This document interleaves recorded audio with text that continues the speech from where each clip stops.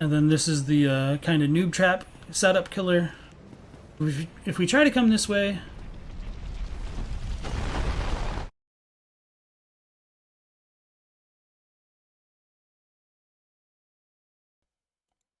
mic check. There we go. Okay. Yeah, sorry about that. Because I was recording for a video earlier today on a different microphone. OBS apparently forgot how the hell this one's connected. So anyway, welcome back into another stream, everybody. Glad to have you in early. So we already have Iman, Matthew, Scowlezy, Galaxy Dragon, and Polite Filters. Welcome on in. So on last night's stream, we watched two videos. The first was by Honored Man with What's the Deal with Radon and Mikola? And then we watched Why Do You Always Kill Gods in JRPGs with Moon Channel. Tonight, I said we might check out the video, the third one from Acer Aesthetics, Madness Themes from Software. So I think this is a good one to start off with. And then following that up, I have The Ancient Elden Empire is revealed thanks to a road. Elden Ring lore by Nameless Singer. And I don't believe I've checked anything out by their channel, so curious to see what that one's going to be about. Because that road has kind of haunted me for a while as well. I'm actually really frustrated that we don't have any true major highways in Shadow of the Erdtree, so I wonder if they'll connect it to the DLC. I'm a little bit doubtful on that front, but who knows? We'll see. So, Calix Datura, nice to see you. It's been a minute, and welcome back in. Crunchy, nice to have you as always. Matthew loves Midra. You just wish you didn't have to beat an old man to fight him every time. Nah, he deserve it. He'll endure. It's all good. All right, so anyway, let's go ahead and dive into Acer's video on Madness Themes from Software. And then it has a spoiler warning. This video contains spoilers for the extended From Software library of games. Familiarity with them is assumed going forwards.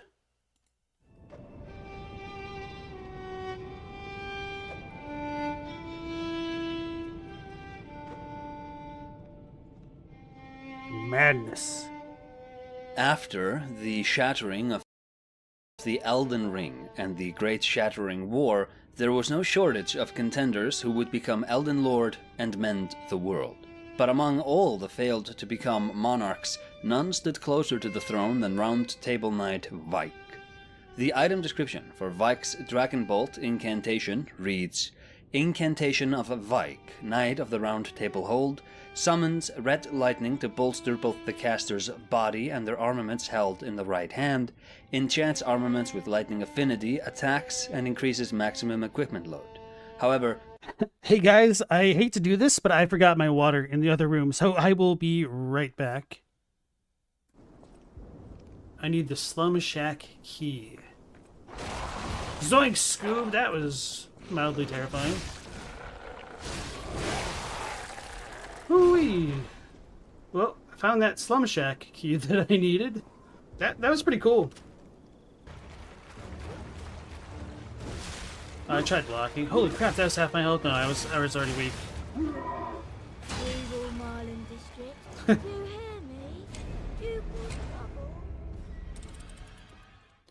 Alright, so I've got an idea.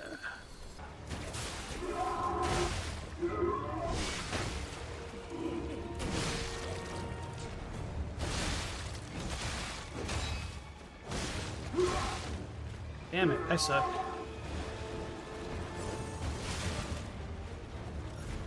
I'm gonna die. Alright, I am back. Sorry for that.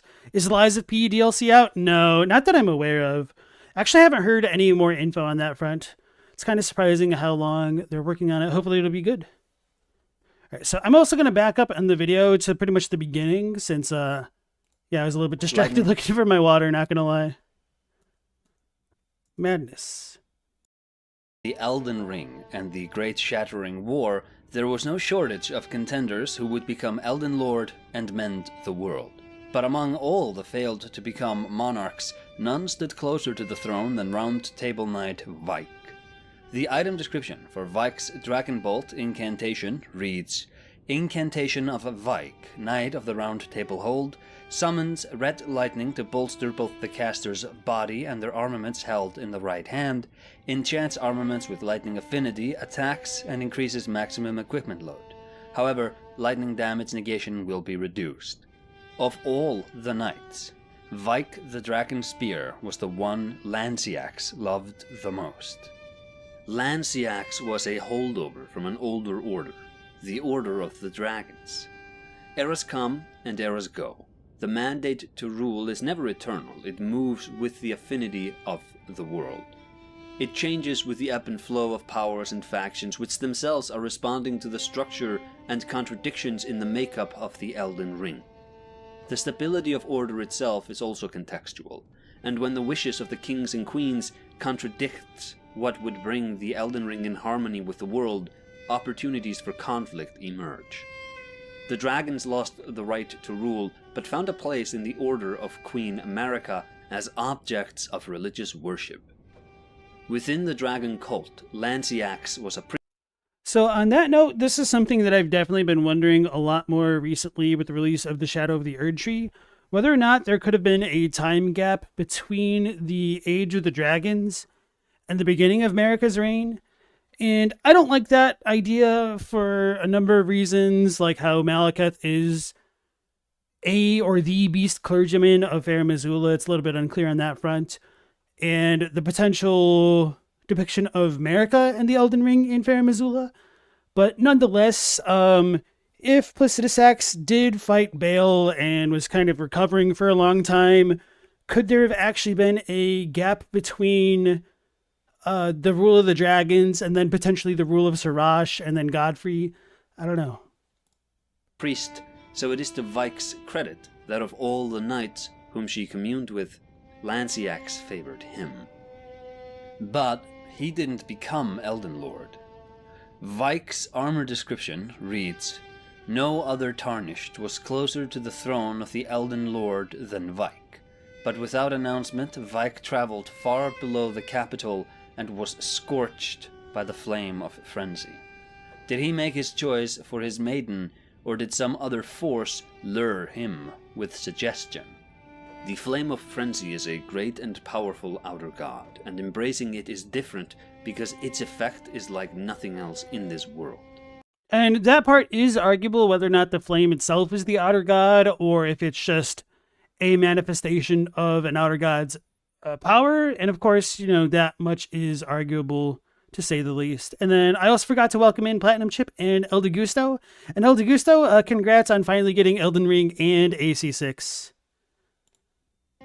There are a lot of alternate ideas for how the shattered order of the world might be mended and what shape the next era might take, but the flame of frenzy is chaos incarnate, and its adherents do not want the Elden Ring reforged.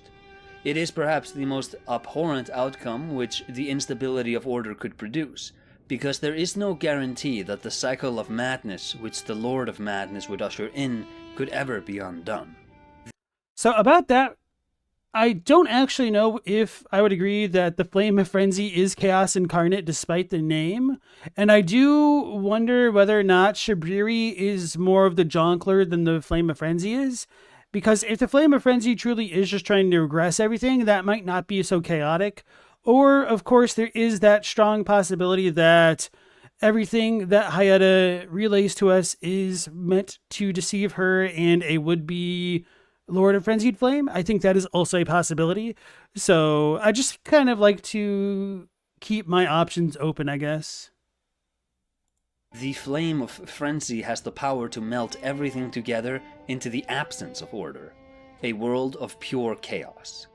Pure madness. Yeah. In this latest entry into the reoccurring themes of FromSoft's series, I'm going to discuss madness. This is the third video in this series, and if you haven't watched the previous ones, I recommend you do so in chronological order, because I'm building on many of the ideas I've been discussing so far, and I'm assuming familiarity with those videos. I will offhandedly discuss themes and ideas here which warranted 5-minute discussions in those videos, so unless you're comfortable in your knowledge of those games, maybe don't start with this one. Or do. I'm not your mom. I am Aser Aesthetics. Hope you have a cup of coffee on hand. Let's dive in.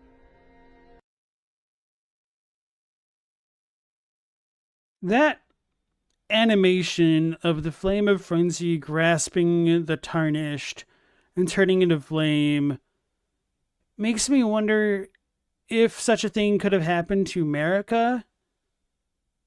I have so many unanswered questions about America and the Two Fingers and or the creation of the Erd Tree. It's just not fair.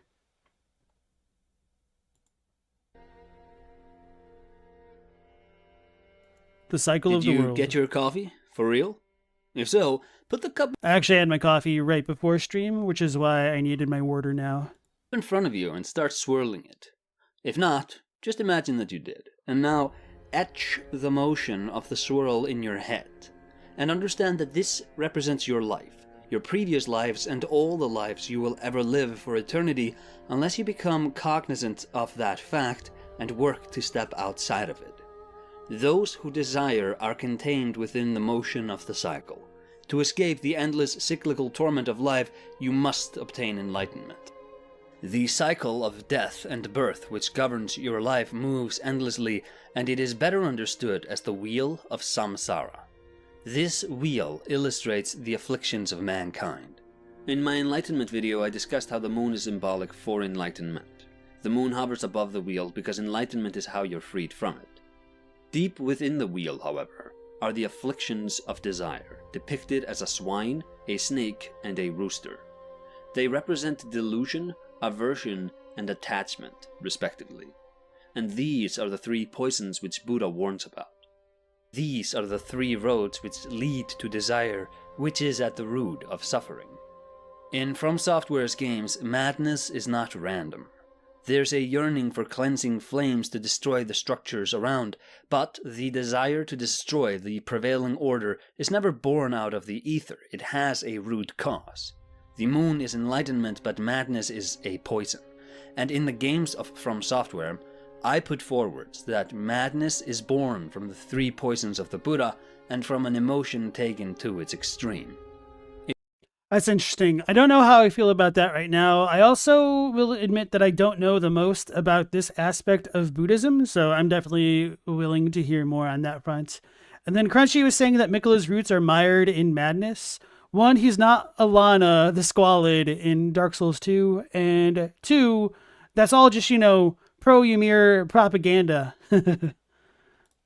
If you break from the wheel of samsara, you can gain enlightenment and can ascend to a higher plane, but the mad are the ones who do not break from the wheel and instead indulge in it and ignore what the Buddha warned about.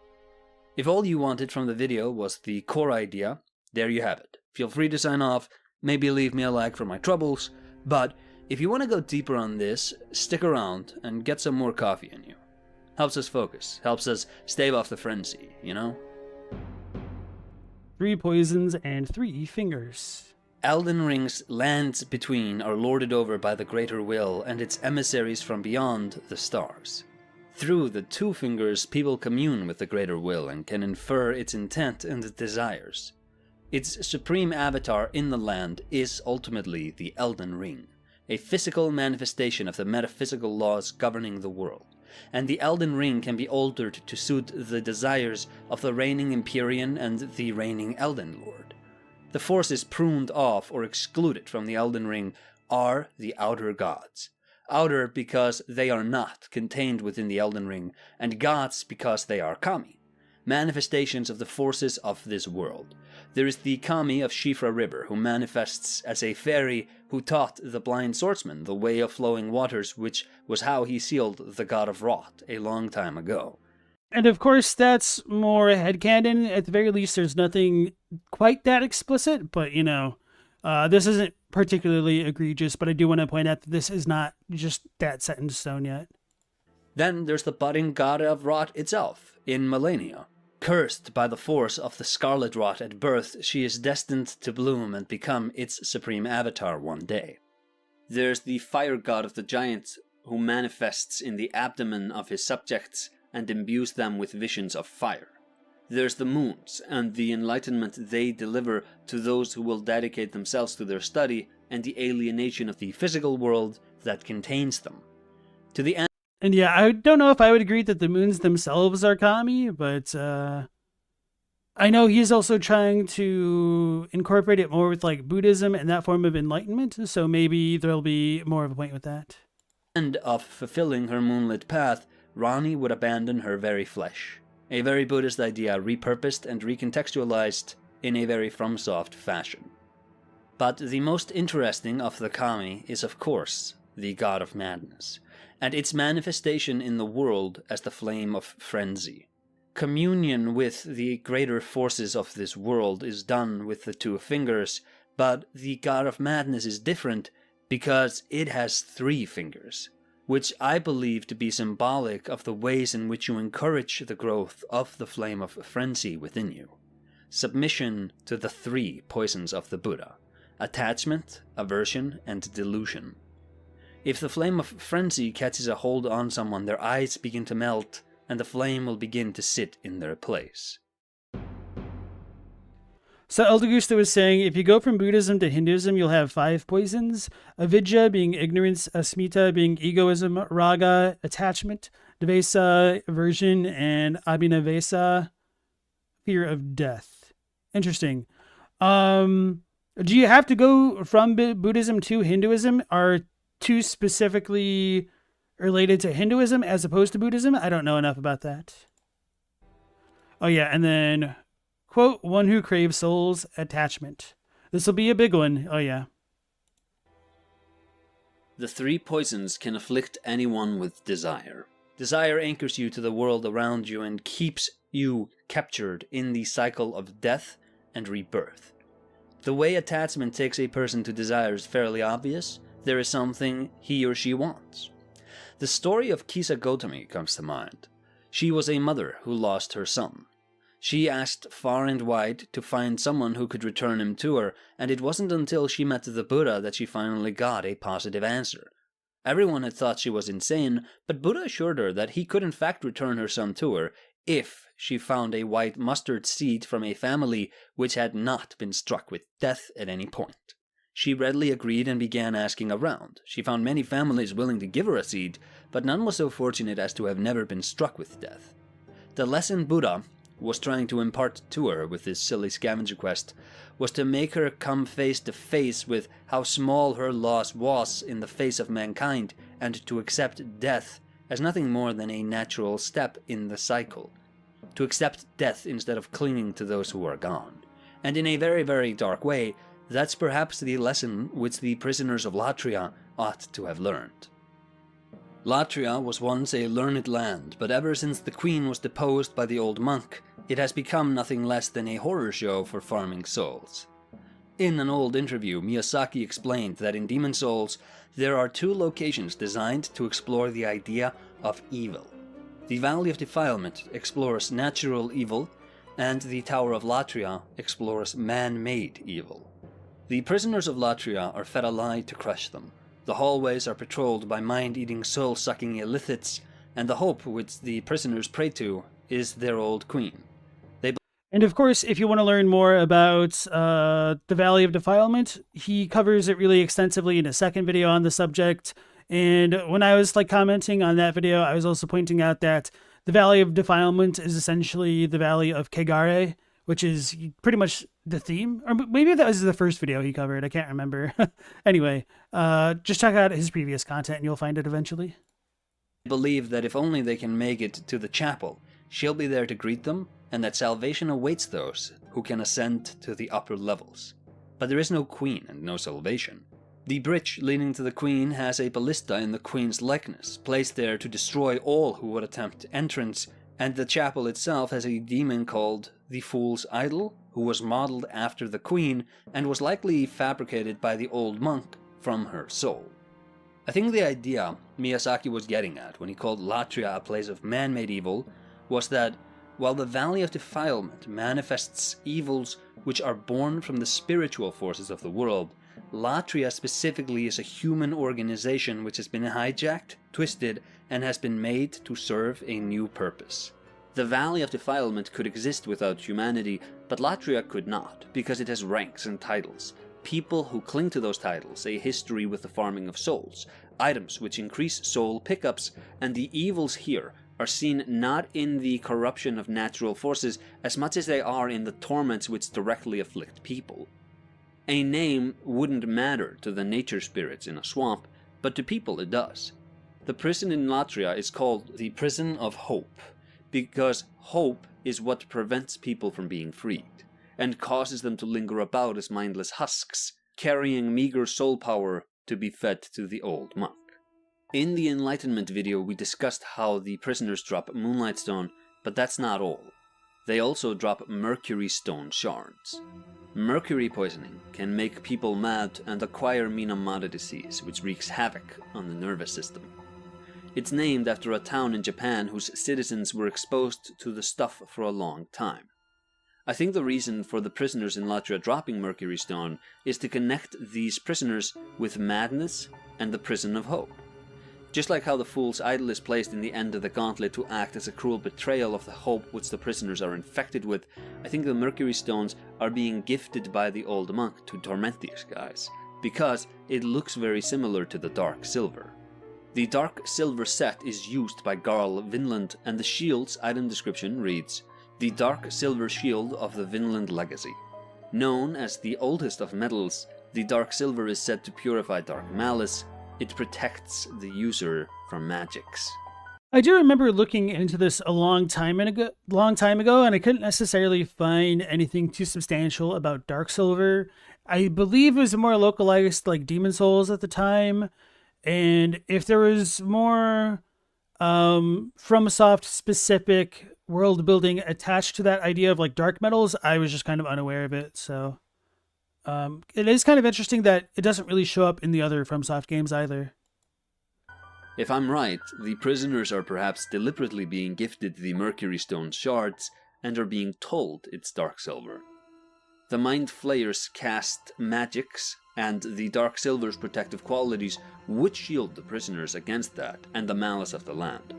Of course, like the Queen Ballista, like the Fool's Idol, this is a false hope. And furthermore, Mercury degrades your brains, so there's an added layer of cruelty in the prisoners having these. This is why I said earlier that it might be wise for the prisoners to let go of attachments. Because it's those attachments and the false hopes they cling to which might be doing more damage to them than anything the mad old monk throws at them. Which is kind of interesting, especially within the context of Demon Souls, because after a fashion, their beliefs become reality, and so I wonder if there's any other like protective silver pieces in the Tower of Latria which do function properly, and or if they're related to Quicksilver / Mercury. But Humble Soul Gamer, welcome into the stream. How you doing? Elda said Buddhism would have shared wisdom connecting these, but as Aser pointed out, they narrowed it to 3 poisons.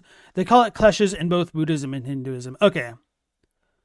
Buddhism has the first 3 poisons as the root of 10 poisons. Okay, and then Iron Lung, welcome into the stream. Crunchy says the silver coronet and the bracelets, if you remember correctly. Yeah, Demon Souls might be the one that I know the least. I might even know like less about Demon Souls than Dark Souls 2 somehow. The bracelets gather more souls with the silver. Interesting. All right, let's go back in. The old monk is the avatar of madness in Demon Souls. He drops the yellow demon's soul, and one of the spells we can learn from it is Soul Thirst. Its item description reads, "Spell from the demon old monk's soul, slaying enemies yields more souls when in effect. This spell gives the user a thirst for souls, taking as many souls as possible from the target. The caster's behavior mirrors that of a demon's." This spell and other Latria items like the Ring of Avarice and the silver bracelets all come back to this idea of harnessing more souls. Aside from the soul thirst magic, his soul can also be converted into the Insanity Catalyst, whose item description reads, "A catalyst wrapped in golden cloth. Forged from the soul of the demon old monk, it causes insanity in the wielder and drastically increases the strength of spells, but halves the wielder's maximum MP. If you have no dreams for the future, you may want to place your trust in the power of the golden garb." I like that phrase, "if you have no dreams for the future." We know the old monk was exiled by the queen, and I think the idea with the insanity catalyst and the yellow garb is that having no dreams of the future, despairing, was how the old monk went for the path of madness. An overwhelming surge of emotion is often the tipping point in these games, where a person goes from sane to mad. The old monk's Artstone description reads, Artstone of the demon old monk, his revenge complete, the old man withered, possessed by golden ropes of insanity. Too weak to be a demon's vessel, his soul was eaten. And yeah, despair is kind of a recurring trope within the FromSoft games in causing people to essentially have their hearts stolen, whether figuratively or literally, or, just kind of like losing their minds and giving up the will to live, which then allows potentially external possession. It seems he himself was nothing more than a vehicle to fuel the appetite of the yellow garb, and if you want, you can become its new champion. Allow yourself to be summoned to other worlds to fight and harness souls forever. The color yellow is often used to showcase madness in these games. Not always, but often enough that it's notable. I figure if there is a direct link to anything here, it might be Miyazaki's history with tabletop RPGs, which themselves have drawn a lot from horror writers from the early 20th century. There are short stories like Charlotte Perkin Gilman's The Yellow Wallpaper, and more elaborate writings like August Derleth's contributions to the Hastur cycle, and the old monk himself is very clearly, I think, inspired by the King in Yellow, an enigmatic figure from the book of the same name by Robert W. Chambers. The character was adopted by H.P. Lovecraft and his subsequent Cthulhu mythos contemporaries and collaborators. And the tabletop influences on Miyazaki, many of them drew from that mythos. The connection between yellow and insanity is interesting. Colors can mean whatever you want them to mean, but once a culturally accepted meaning has been established, it tends to linger. The yellow is madness connection isn't a connection I think most laymen would make, but there are interesting threads here. In Russia, insane asylums used to be painted yellow, and so the term «Желтый дом» or yellow house came to be used when talking about them. According to some psychologists, yellow is simultaneously an optimistic and intense color, and according to playtesting, it's the most apparent color. We use yellow. Hey Nobit, welcome back to the stream. Hawkshaw would disagree. I wasn't going to throw any shade anywhere, but no comment. To signpost headings in games about navigating in semi-realistic spaces where the art direction leans too far into looking realistic for the layout to be organizable easily to just convey the heading in and of itself, like in Uncharted or such. But also in real life, we use yellow for signposting, traffic signs, fast food signs, and the like. I ultimately don't place a lot of meaning into colors for the sake of it. Obviously, if a work establishes a color to be connected to some idea, theme, or motif, and then the color resurfaces later in the work, we can be safe in assuming the artist intended for the use of the color in the later appearance to be connected to that concept again, and to evoke that concept in a new context. But picking I do think it depends, because sometimes you only have a limited amount of colors to work with, but nonetheless, I do kind of agree with the overall sentiment that at the very least, you should reconsider or re-examine if colors are used in multiple motifs to see if they're meant to be connected and whatnot. A meaning for a color out of thin air can be done to justify any read of anything, because you can probably find an article supporting every potential read of every color. There are times where it feels more apt, like how in Sekiro, many of the creatures and peoples touched by the rejuvenating waters bleach and become very, very white, a color which, in Buddhism, historically symbolizes death. But there's also a lot of times when a color is just a color. I think the use of yellow to signal madness is repeated often enough in FromSoft's games that they are using it intentionally, but rather than drawing from the later works of Van Gogh or some such, I think the idea might just be that madness is in opposition to enlightenment, like how yellow is in opposition to blue on the color wheel. Blue is the color of sorceries, of the moon magics and enlightenment in these games, and so, if you invert it, you will get yellow. Those who seek enlightenment and escape from the fires of madness are the opposite of those who offer themselves to it as kindling. Speaking of both enlightenment and insanity and kindling, Seath. Feel my wrath. I think aversion. Seath is one of the most interesting from. Hey Nectarine, welcome back in. Blue is opposite from orange. There may be like on the light spectrum. I guess I don't really know in what way he's talking, because that's like one of the other really weird and annoying things about colors, because you could have like I can't remember the term when you have like the physical appearance of color versus when you're looking at like the spectrum of light. But yeah. So anyway, moving on from that.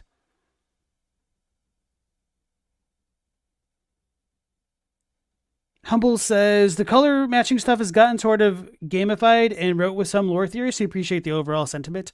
I don't think he's trying to make like a super overall connection that's definitely beyond the text. I think he is trying to remain as true to the text as possible for now. But I would agree essentially that the color yellow does represent madness in some limited context within the FromSoft games. Pigmentation, yeah, that's it. Light versus pigmentation. Thank you. All right, definitely do that, Matt. I will be interested in checking that out, because I do have the game file, so I could double check. Because sometimes people post like hoaxes, and I tend to want to double check whether or not it's accurate. Because we were talking about this a couple weeks ago or something like that. What was it? Was it the kindling of Mesmer? Not kindling, but the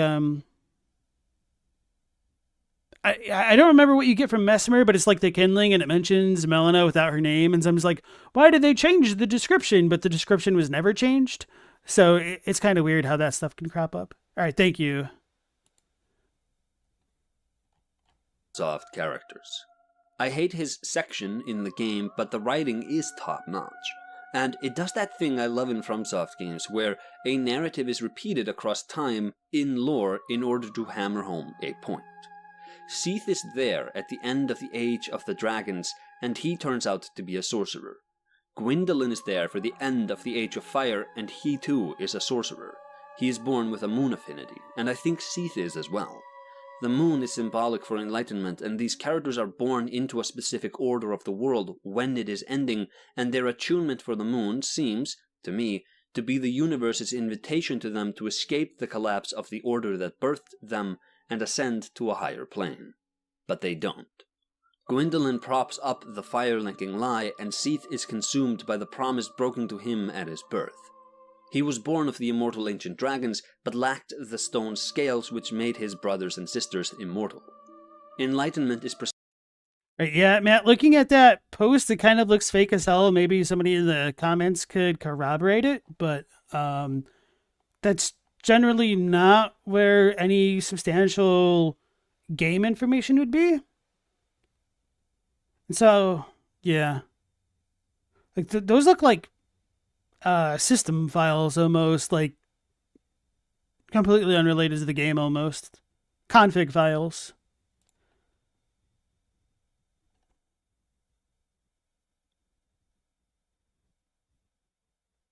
No, you're fine. I appreciate you asking about it. Because I definitely would have been interested. So, just to give you guys a bit of context, let me try to find the thing.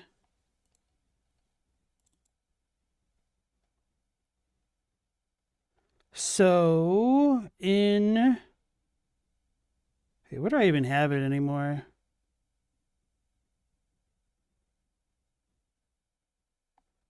Audio.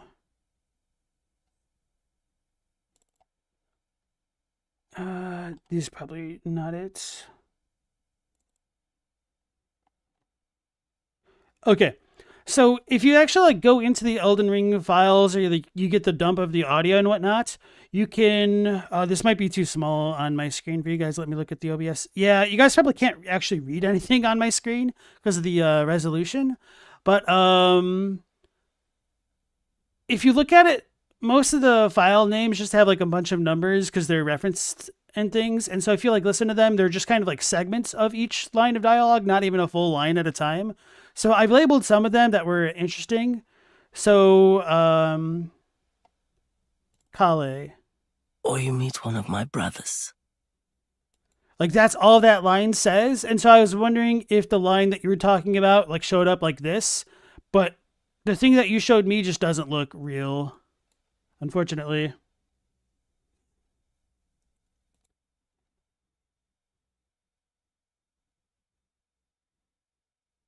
All right. I'm going to go ahead and back up a little bit so I can pay a little bit more attention to Aser here. And then without horns, nice to see you again. Lapse of the order that birthed them and ascend to a higher plane. But they don't. Gwyndolin props up the fire-linking lie, and Seath is consumed by the promise broken to him at his birth. He was born of the immortal ancient dragons, but lacked the stone scales which made his brothers and sisters immortal. Enlightenment is precisely what he doesn't pursue. He clings to the world around him, and desperately wants the immortality he doesn't have. I just went over how white symbolizes death. Seath is often referred to as the Pale Drake. Is the idea maybe not to highlight that he has ivory skin, but that he is a member of the immortal dragon race while also being mortal? The catch with that read, of course, is that there's another white FromSoft dragon of note in the Sakura dragon who is explicitly immortal. I suppose I can backpedal a bit on how I don't like to bring in interpretation of colors, and note here, in my defense, that in Buddhism, white often also symbolizes purity, wisdom, and enlightenment. Yeah, I think it might also be worth like double checking things like the white seance ring, but I wouldn't necessarily associate the whiteness of Seath with that.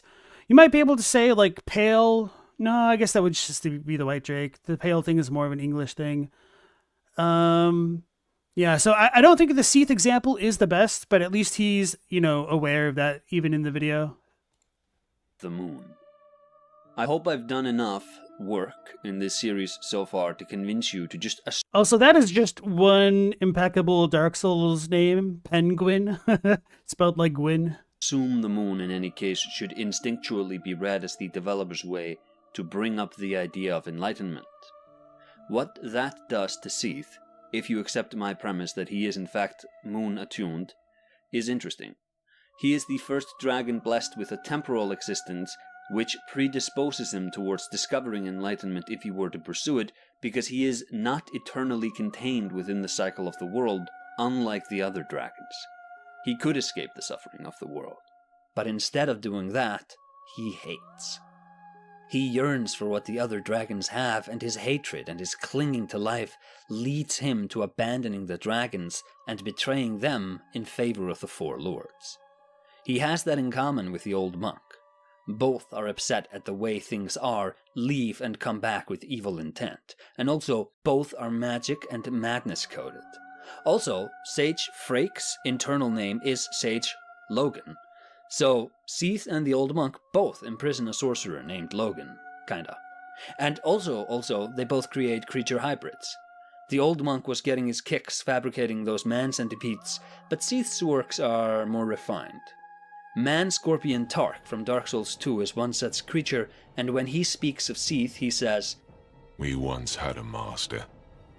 He created us long, long ago. But he was born with a fatal flaw. He resented those who had what he lacked and became fully mired in hatred. Eventually, he drove himself mad. It was at the peak of this madness that he conjured up we strange creatures. Our master was a tragically lonely soul. Eventually, his solitude eroded his very reason.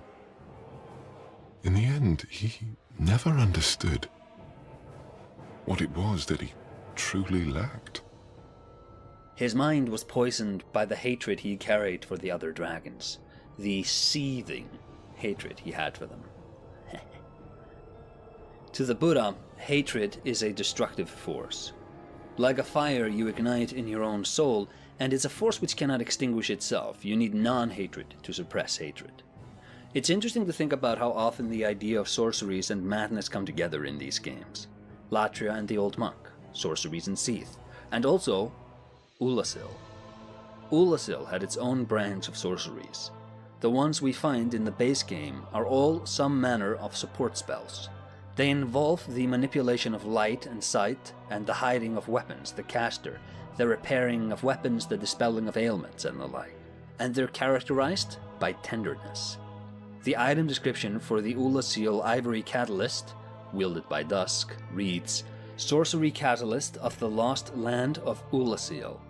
Formed by enchanted white bark branches, the white bark boosts sorcery adjustment, but the sorceries of See, the white bark, that's a mad tree. this lost land are gentle and not affected by intelligence. Oh, wait, no, we said dead tree. Well, I guess it is kind of a branch taken off. Dang it, I screwed up my own joke. Gentle, light sorceries. But the DLC introduces offensive Ulasil spells, and they are dark in nature. One of those sorceries is the Dark Orb, and its item description reads, Abyss sorcery discovered by an Ulasil sorcerer on the brink of madness. Fire Giant Dark Orb. In contrast to standard soul sorceries, Abyss sorceries are weighty and inflict physical damage. Perhaps human souls, because of their humanity, produce sorceries with a more tangible presence. I really want to emphasize that the offensive spells were discovered by those on the brink of madness.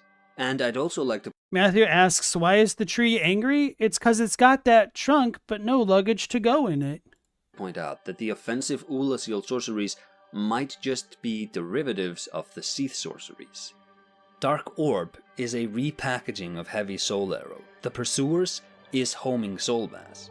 The difference is in how Ulasil's sorceries do physical instead of magic damage. The Dark Fog item description reads, Abyss sorcery discovered by an Ulasil sorcerer on the brink of madness, create a cloud of dark fog. Although dark fog is, in theory, relatively close to humanity, it also happens to be a terrible poison for humans. Perhaps it reflects man's cruelty against his own. And I think that is kind of one of my favorite descriptions in Dark Souls 1, because I think that just shows the cannibalistic nature of the dark.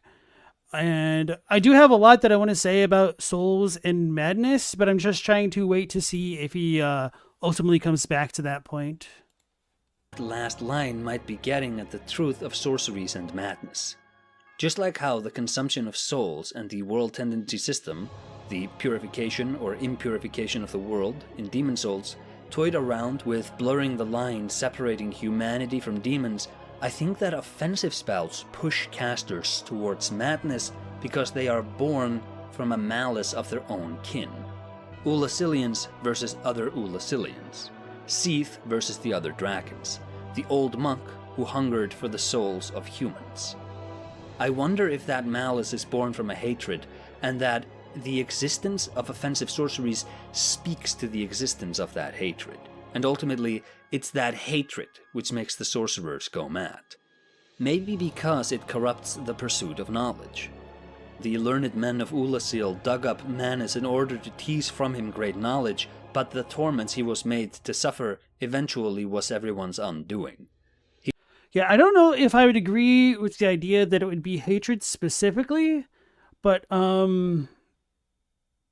we might be able to tie it to that whole idea of attachment or yearning more specifically, and I think that is definitely on full display in spells like Pursuers, although that's a little bit clearer in the Japanese between all three games and whatnot. Or if you look at the English text of all three games, if you like read between the lines of them, you'll be able to figure it out, hopefully. But the soul thing, it seems like as soon as they started to impart sorceries with a will of their own, that's when they started to gain that more like homing type of thing. So I would associate it more with like will or drive and desire rather than hatred outright. And I still do have a lot more to say about like the soul stuff in Seath, but just want to see where he's going to go with this. He's all bark and no bite that tree. Oh no.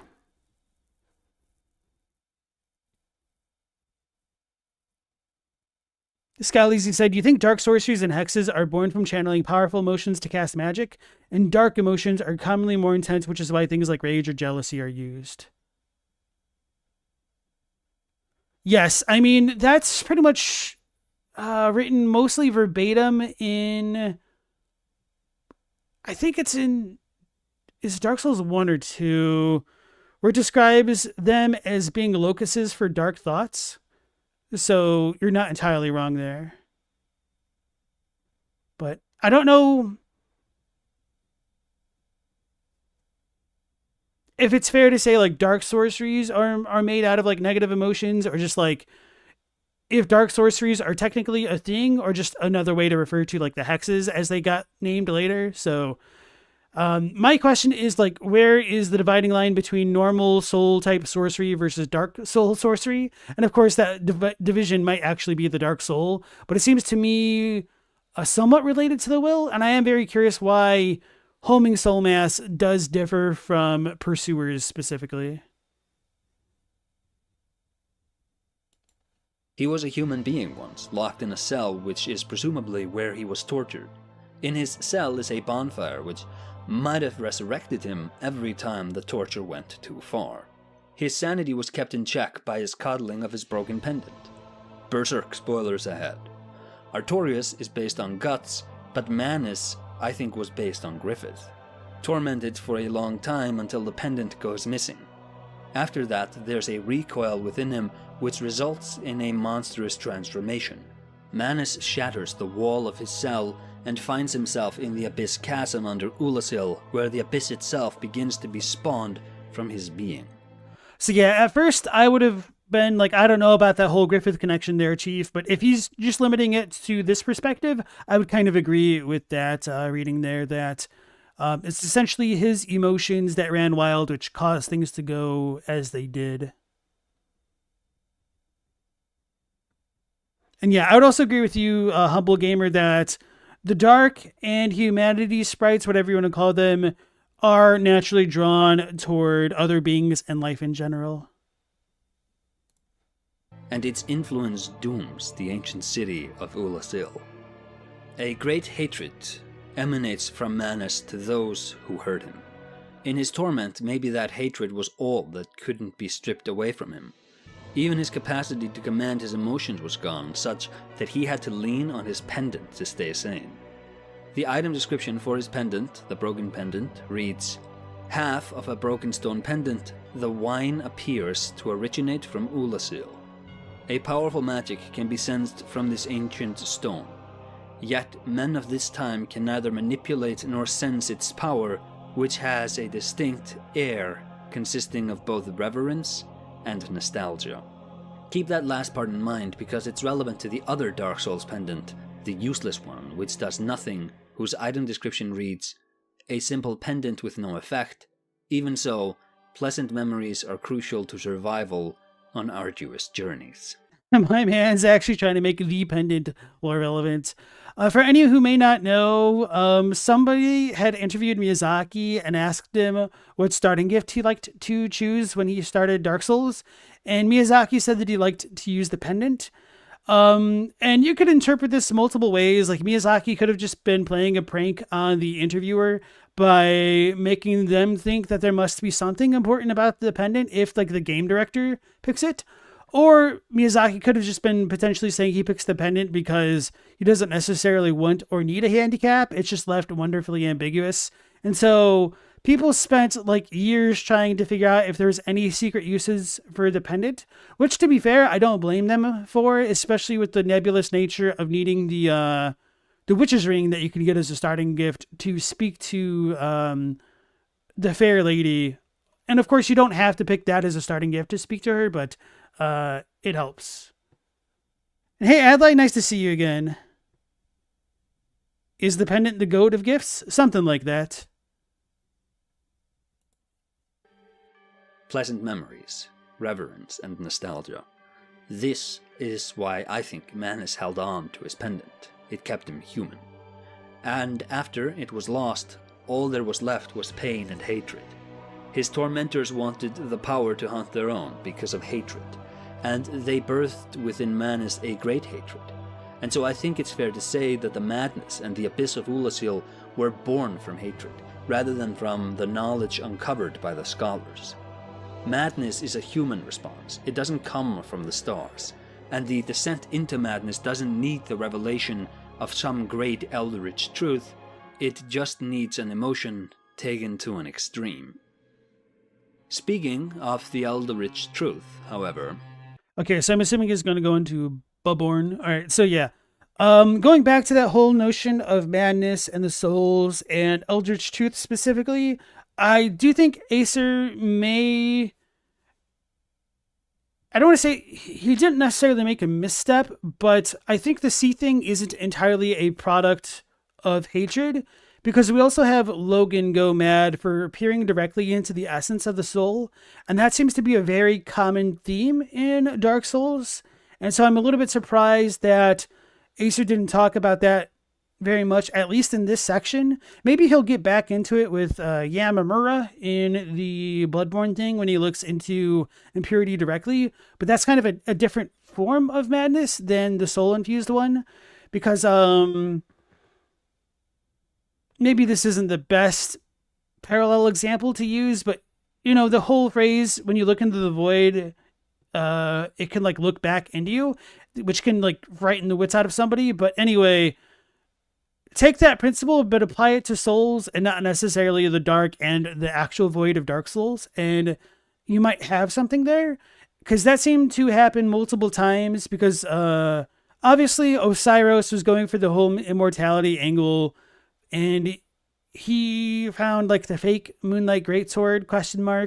Whereas what's his face, Midir had a more true Moonlight Greatsword ?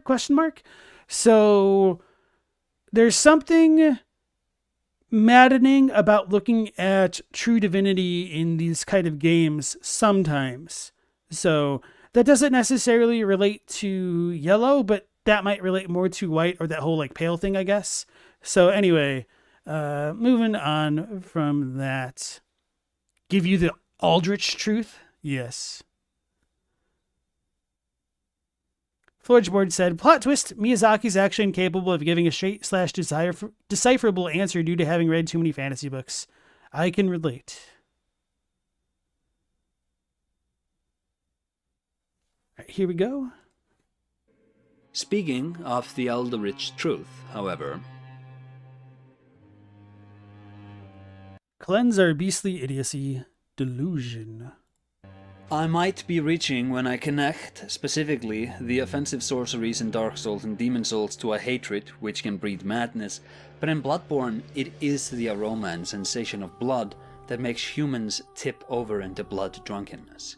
So there, at least, aggression and madness go hand in hand.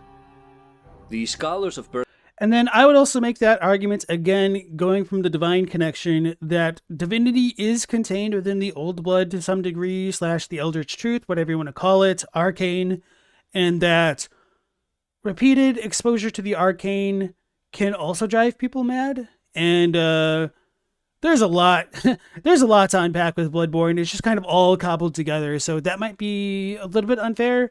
And that doesn't necessarily discredit anything that Acer is saying here as well. So I think it's a very nuanced thing. And that's one of the things that I absolutely do love about the environmental like storytelling within Bloodborne. Because it's not just the environment that plays into the lore. It's also like the battle system. Like, as I've pointed out many times on my streams and like in my videos before, I absolutely love that the way you can tell a good hunter from a bad hunter is really apparent in a meta level based on how well they utilize that whole rally mechanic. And if you were just an unknown observer watching somebody hack away at a body that's dead before it like hits the ground, you'd be like, holy crap, man, this dude is a bloodthirsty murderer. They're mad.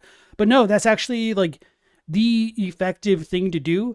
And so it's really interesting when true enlightenment borders on madness, you know? So Bloodborne to me is still kind of the GOAT of the series or the franchises, I guess. Birkenworth reached for the Elden. And then Captini, welcome back in. Eldritch truth. The means to ascend, to escape the beastly idiocy and live in the cosmos. In my Moon and Enlightenment themes of FromSoft video, I went over as much in depth, but I didn't really speak about the fracturing of the scholarly factions in relation to the greater theme. I always bring up how institutions in Bloodborne mirror the older institutions in that world, and how the ascend versus descend, Manus versus the Choir, Birkenworth versus the Healing Church, phantasms versus vermin, dichotomy is always representing itself, but that it reproduces itself speaks to the limited perspective the parties might have, and the Buddhist parable of the blind men and the elephant comes to mind. A group of blind men Wow, that's funny. I bring this one up quite a lot when I feel like I talk about Bloodborne lore as well. came across an elephant, but being blind, none knew what creature was really in front of them, and so they extended their arms and began to feel for what they had encountered. One blind man touched the elephant's side and proclaimed that they had stumbled upon a wall. Another touched his trunk and thought what they had in front of them was a big snake. Another mistook the elephant's leg for a tree trunk. Another touched the tusk and proclaimed it was a spear. Another mistook the tail for a rope. Still another touched his ear and thought they had found an intricate fan. Each man had grasped a fragment of the truth and extrapolated from there, but what happened when the misalignments in perception came out was that the men became entrenched in their own perspective and demanded that the other blindos were wrong or were lying. The story resolves differently in different tellings. Sometimes a seeing man comes across the commotion and puts the limited perspectives into contexts such that each of the blind men understands what is really there. In some tellings, the blind men learn to talk amongst each other and from dialogue come to piece together the elephant in the room. The resolution isn't super important to Bloodborne. I'm more interested in the birth of conflict. How a man's subjective experience can simultaneously be absolutely true, but also incorrect because of the limited perspective. And how a refusal to assess the whole truth, based on a commitment to the limited truth you uncovered, can lead people to come into conflict with others, with reality, and ultimately to oneself. You want the truth? You already know the rest. Hey, Seath, nice to see you again. I discussed in my enlightenment video how the Eldritch truth might just be the bond between parent and child, and how the delusion of the scholars who seek something more than that is why they go mad. The delusion of the madmen of Bloodborne is the third poison of the Buddha. To achieve ascension, old blood is needed. Old blood makes the physical form malleable. But the transformation, when it occurs, is guided by the nature of the transforming subject, and if they are a lowly beastly human, they will just become a beast.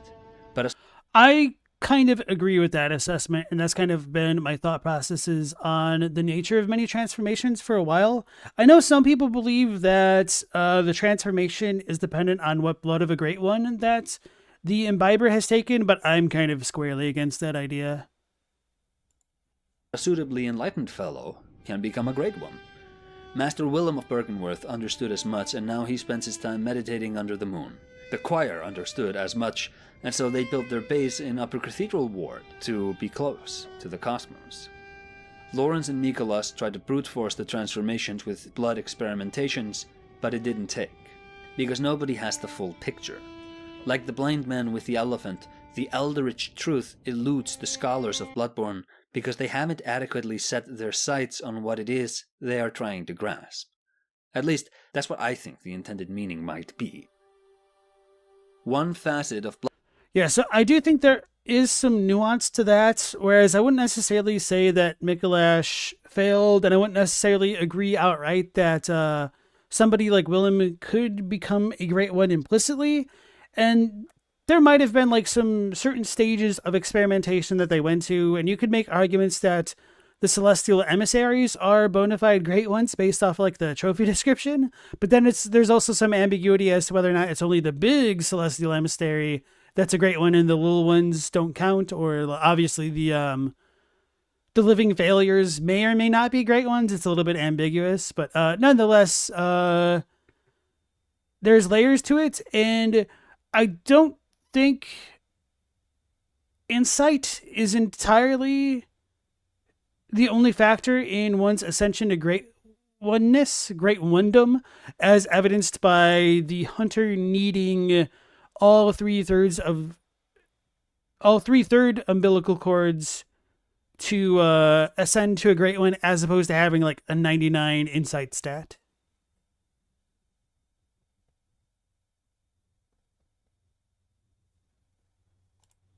Bloodborne's madness, which is fundamentally very different to the madness in Souls, is that it has the tinge of Lovecraft. So when you uncover the eldritch truth, or when you come into brief contact with it, your own mental faculties are damaged. The humanity mechanic from Dark Souls was reconfigured into insight for Bloodborne. It's the online consumable, and in lore it represents the depth of inhuman knowledge a person has. The lower the insight is, the better off the player will be if they opt to go for a beastly playstyle. So if they ingest beast blood pellets, or if they use the beast claws, high insight drops the player's affinity for beasthood, but it also drops frenzy resistance. The frenzy status effect is a sudden, mad explosive damage. To push back against the onset of frenzy, players can ingest sedatives. Their item description reads, "Liquid medicine concocted at Bergenworth calms the nerves. Those who delve into the arcane fall all too easily to madness, and thick human blood serves to calm the frayed nerves of these inquisitive minds. Naturally, this often leads to a reliance on blood ministration."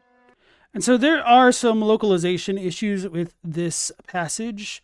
So rather than just saying that this often leads to reliance on blood ministration, the Japanese says that this was the sprout that led to blood healing. So sedatives led to blood healing, which meant that when Bergenworth was going in the tombs, they were losing their freaking mind. They started drinking thick, as in rich human blood, to counteract the feelings of frenzy that they were getting. And then from that discovery, they would go on to use the old blood and establish like blood healing and the healing church. I love that. To calm the nerves, scholars drink the sedative blood, and with time, they may become addicted to the stuff. But that addiction to blood might be the very thing ultimately driving them mad. The inverse of this is the bloodletter. Aside from being the coolest weapon in the game, the bloodletter is also unique in that it's the only weapon capable of dealing frenzy, and it deals it to the user. It is wielded by Braetor, and its item description reads, "The demented hunter weapon, brandished by Braetor, the healing church assassin. The bloodletter assumes its true and terrifying form after it draws upon blood from the inner reaches of one's body and soul. This is the only effective means of expelling tainted blood, or so Braetor, isolated in his cell, continued to believe." Sedatives are thick blood which is consumed to stave off madness. The bloodletter is a spiky red mace which induces madness in the wielder, but it staves off impure blood. Contact with the eldritch truth can drive a person mad. Staving off madness can impurify the blood, Kegari style, and cleaning the blood is done by becoming mad. Once you're in the loop of the old blood, there is no escape. That last line, cleaning the blood involves going mad? Hold on. Done by becoming mad. I don't necessarily know if I would agree with that, depending on how literally one takes that weird blood explosion that happens when you go mad. If you want to say that that kind of cleanses the blood, sure, maybe, but it isn't quite that clear. I think the whole idea was that like letting the blood out is kind of what cleanses the individual, kind of like, you know, leeches were supposed to do in the Victorian era, but yeah. And then Scalise was saying, you don't think insight starts lowering frenzy resist until 13 or 14, if you remember correctly. Nonetheless, there is kind of a connection. Granted, I do think people tend to lean on the dichotomy between beasthood and insight perhaps a bit too heavily. And so just to give a little bit of a pushback to Aser, he was saying earlier that coming into contact with the divine or something along those lines like led to madness. But that kind of gets contradicted by what he was saying a moment ago, where beasts have a greater frenzy resist than those who have like high insight, I suppose. And then Iman, are you doing some calculus in the chat there? Once you're in the loop of the old blood, there is no escape. The addiction will turn you blood drunk and mad. To avert madness, deepen your addiction and taint your blood. To purify your blood, go mad. There is no escape. The Healing Church is the main institution of learning in Bloodborne. It's interesting how, so far, the institutions of learning, Latria, Seath, and the Healing Church, have all been connected to enlightenment and madness. And it's also interesting how in the Nightmare of Menses, we can find hybrid monstrosities, just like we found in Latria, just like we found in the Duke's archive, just like... So thinking more about that idea of madness like cleansing blood, I don't think that works because I think the Madman set, if I'm remembering correctly, says that... I can't remember the English versus the Japanese. That they were ones who failed to achieve anything. And I don't necessarily think that means that they have like the most purified blood or anything like that. Like we find in Ulasil. Bloodborne does not exclusively lean on ignorance as the birthplace of madness, just like Dark Souls did not exclusively lean on hatred, nor Demon Souls rely on greed. Every facet of desire is touched on in all of these games, and we see across the series the birth of madness originating from a wide spectrum of experiences. Seath's was perhaps born from hatred, but Big Head Loken's wasn't. Maybe the scholars of Bergenworth were deluded, but does that explain the madness of the research hall patients? I tipped my hand earlier when I discussed madness, but there's another form madness can take, which, while it still owes to the same afflictions of men, has a nature far more malicious than mere personality problems or naive desire. A more malicious madness. The three poisons of the samsara are also written about as the three fires of the samsara. In Elden Ring, every frenzied flame incantation's item description begins by explaining that the frenzied flame originated from the maddening three fingers. Above the wheel of samsara is the moon, representative of enlightenment. Deep within the wheel are the three fires. High above the lands between is Manus Celis and the dark moon, which Rani follows to enlightenment.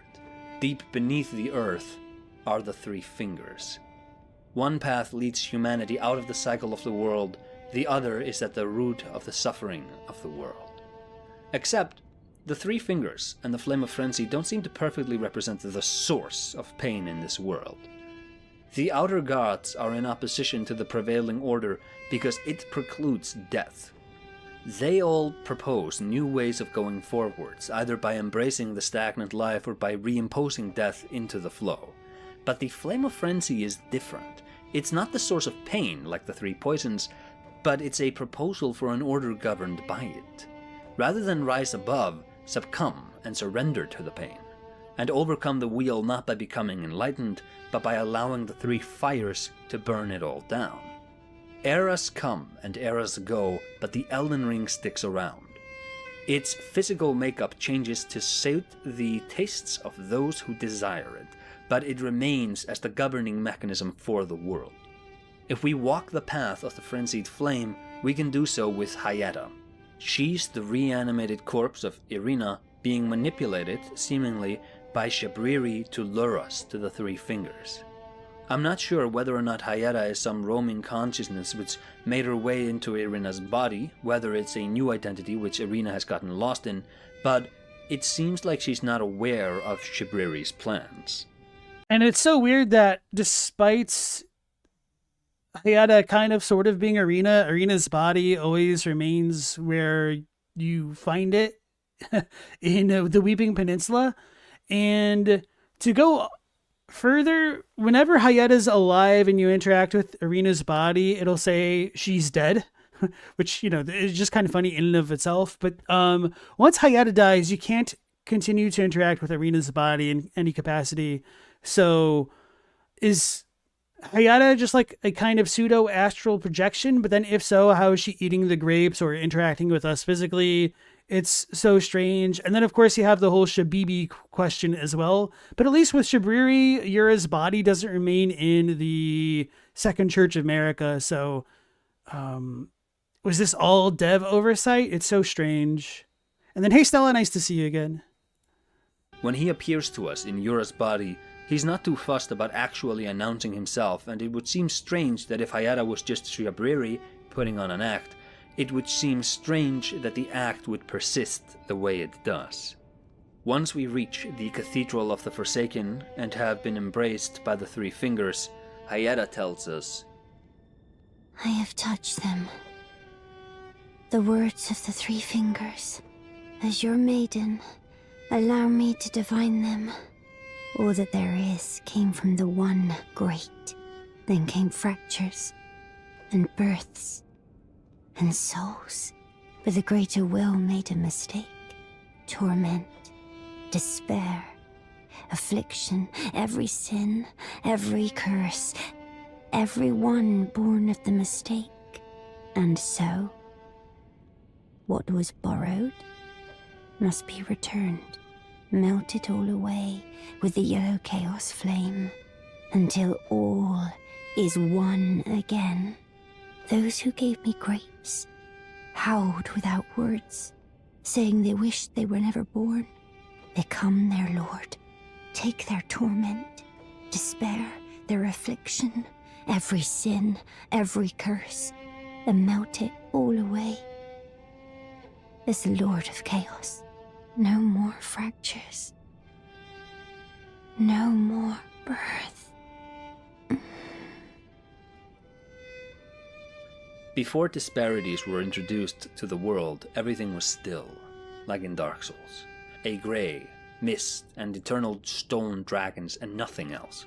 But the disparities which were born changed that. Light, dark, life, death, happiness, sorrow, thriving, suffering. Those who succumb to the madness seek, knowingly or not, to go back to the state before the disparity was introduced. Seath wanted the immortality which predated the birth of disparities. The humanity within Manus went wild. Did it grow under his torment until it broke the dark sign? Is the appearance he takes a physical attempt at representing the humanity within? Is that the madness of men? The Dark Ulasil sorceries deal physical damage, but all the Atelsas that once Gwyn subverted the flow of life, men assumed a fleeting form. Is Manus closer to what humanity should look like? Are all of the Ulasilians closer? Eudex Gundir? Just like how the madness of Seath was born from him desiring the natural state his race had prior to the introduction of disparities, are humans transforming because the humanity within goes wild and tries to assume its true form? Is that the idea with beasthood in Bloodborne? Humans ingest the blood and transform into what they ought to be. I think it's a little bit complicated. I do want to re-listen to the way that Aser was setting this up, because Crunchy distracted me. I'm going to blame him, because Crunchy was saying, crazy thought, what was borrowed, the giants borrowed from the power of a fell god. So I was just looking it up off screen, and unfortunately they do use a little bit of a different terminology there. So the term for borrowed used in Hayata's dialogue kind of doesn't really exist in the Japanese. Instead, she's saying that everyone is born from the mistake, thus it must be returned, or like they must return essentially, but nothing necessarily borrowed. So that's just kind of an inference, I think, on behalf of the localizers. Whereas when you look at Burn, O Flame, it is kind of like that the Flame Monks did indeed borrow the power of the evil god, and now they're defeated, or the fire giants are defeated. Never mind, not the monks. So yeah, let me back this up briefly, because I think this is an important point. Before the disparity was introduced, Seath wanted the immortality which predated the birth of disparities. The humanity within Manus went wild. Did it grow under his torment until it broke the dark sign? Is the appearance he takes a physical attempt at representing the humanity within? Is that the madness of men? The Dark Ulasil sorceries deal physical damage, but Aldia tells us that once Gwyn subverted the flow of life, men assumed a fleeting form. Is madness closer to what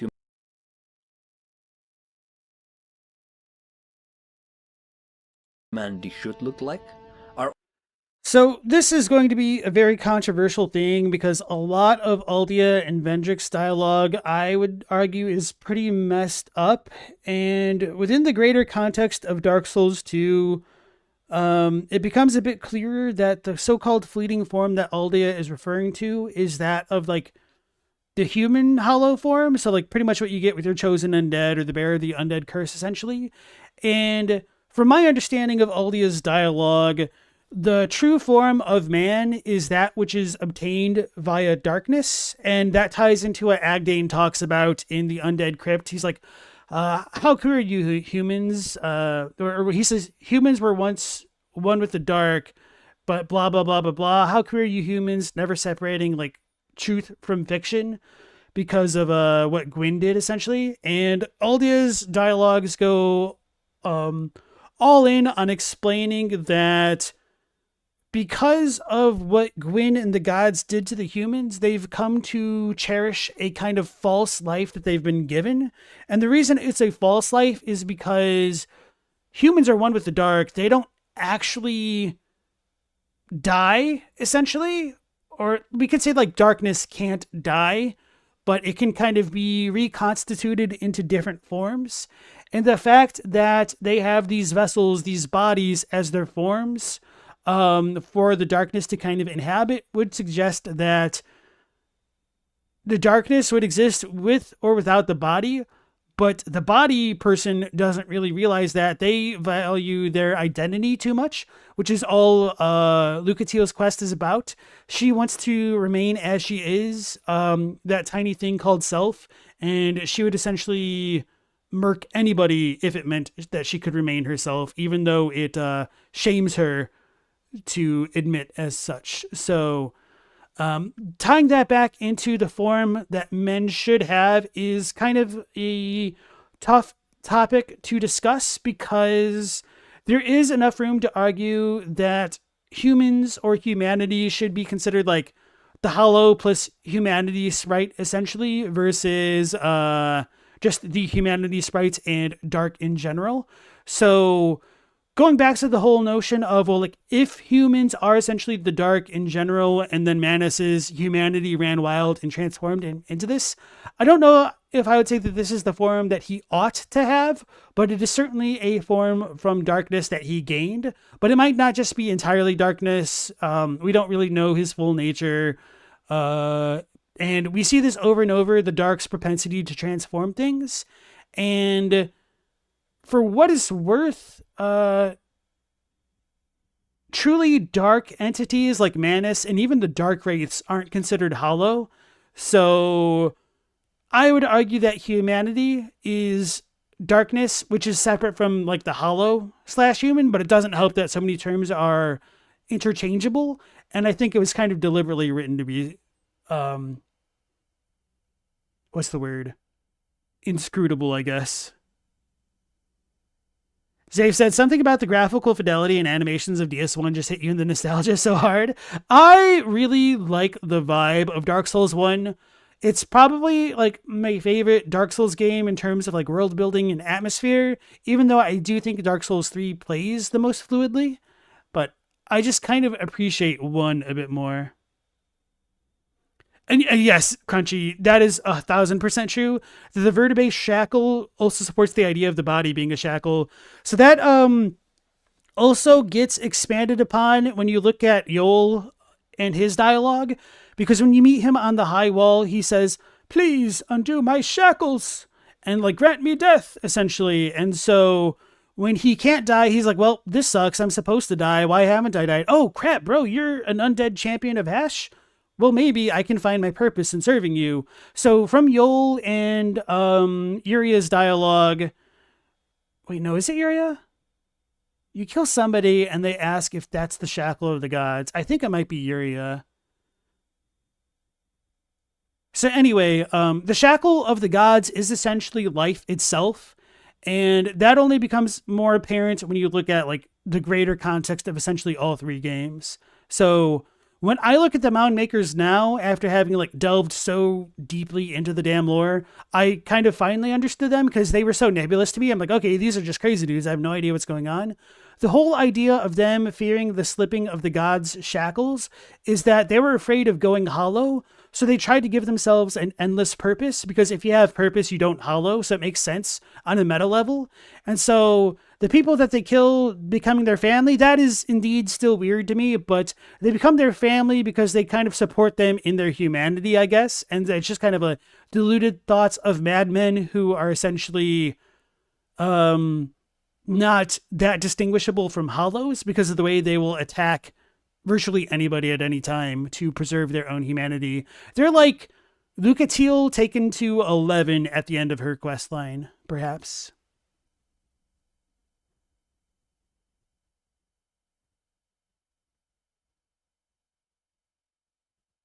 Okay, let's go back in. Are all of the Ulasilians closer? Eudex Gundyr? Just like how the madness of Seath was born from him desiring the natural state his race had prior to the introduction of disparities, are humans transforming because the humanity within goes wild and tries to assume its true form? Is that the idea with beasthood in Bloodborne? Humans ingest the blood and transform into what they ought to be. But there's what humans want to be, and there's what they truly are. Men want a form which transcends the disparities and boundaries of the world, but most men are nothing more than bloodthirsty beasts. King Alant grew to hate mankind and wished to see the Old One destroy the world. He sought the state which preceded the soul, clarity, and the disparities of existence, a state which preceded the suffering of life. It is mad to be in opposition to reality and to think that you can have the final verdict, or that your verdict matters at all. But with the Old One, Alant has the power to enact his will. Through Old Blood, the scholars in Bloodborne can ascend. Through the Dark Soul, the scholars in Ulasil might have birthed the Dark Lord. Through studies, Seath did acquire a kind of immortality. Men find themselves in opposition to the boundaries of their worlds and wish they weren't so, and those who suffer especially.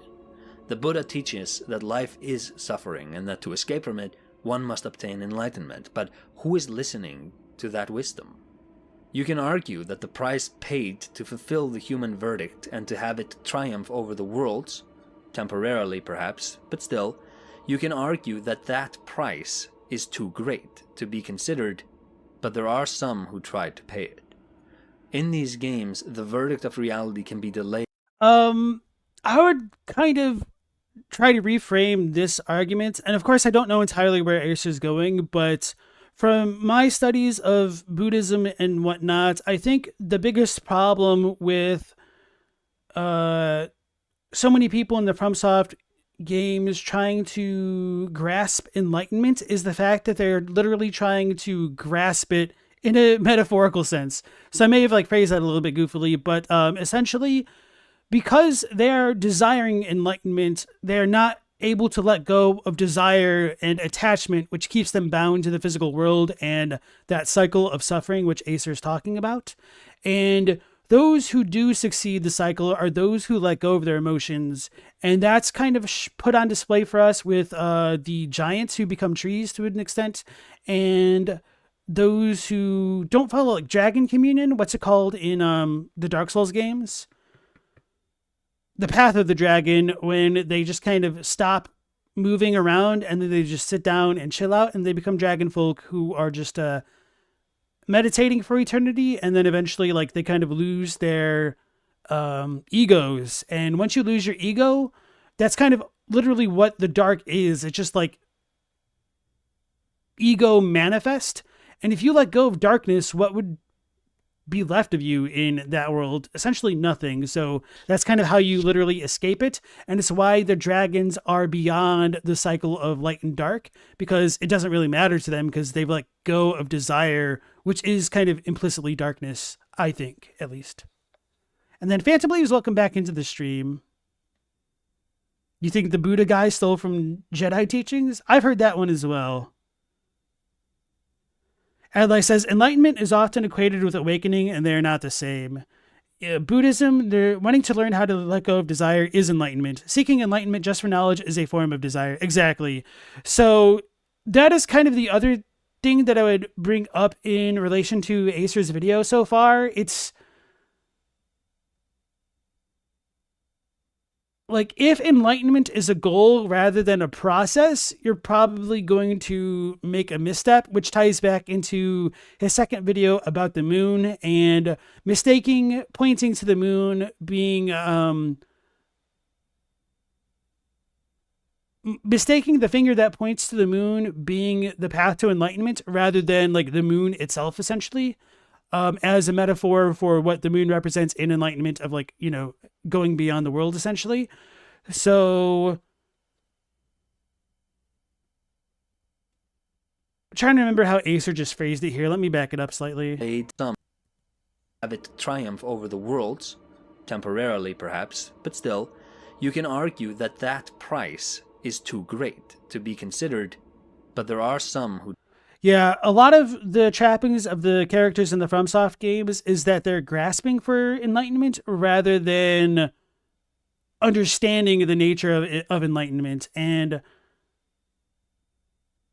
man, I had a way to phrase this in my head right before, like, he was going to this part. Let me see if I can catch it again. You can argue that the price paid to fulfill the human verdict and to have it triumph over the worlds, temporarily perhaps, but still, you can argue that that price is too great. That price is too great. Oh, that started? Okay, hold on. Let me... Worlds, and wish they weren't. Let's Through go studies, here. Seath did acquire a kind of immortality. Men find themselves in opposition to the boundaries of their worlds and wish they weren't so, and those who suffer especially. The Buddha teaches Enlightenment of what? Yeah, I think that was the question that I was going to ask. that life is suffering and that to escape from it, one must obtain enlightenment. But who... In order to escape suffering, one must attain enlightenment. And then I think the most natural question to bring up with this, to kind of potentially try to show the absurdity of the question, is enlightenment of what?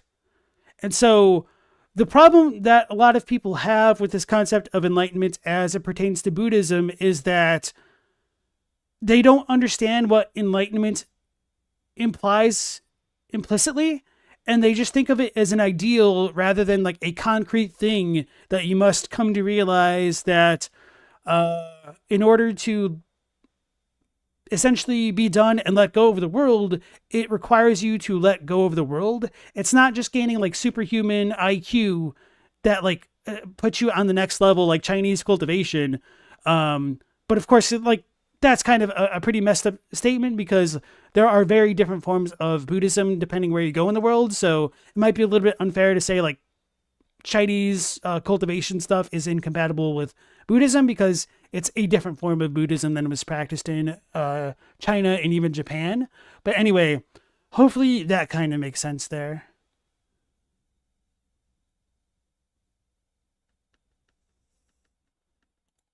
Who is listening to that wisdom?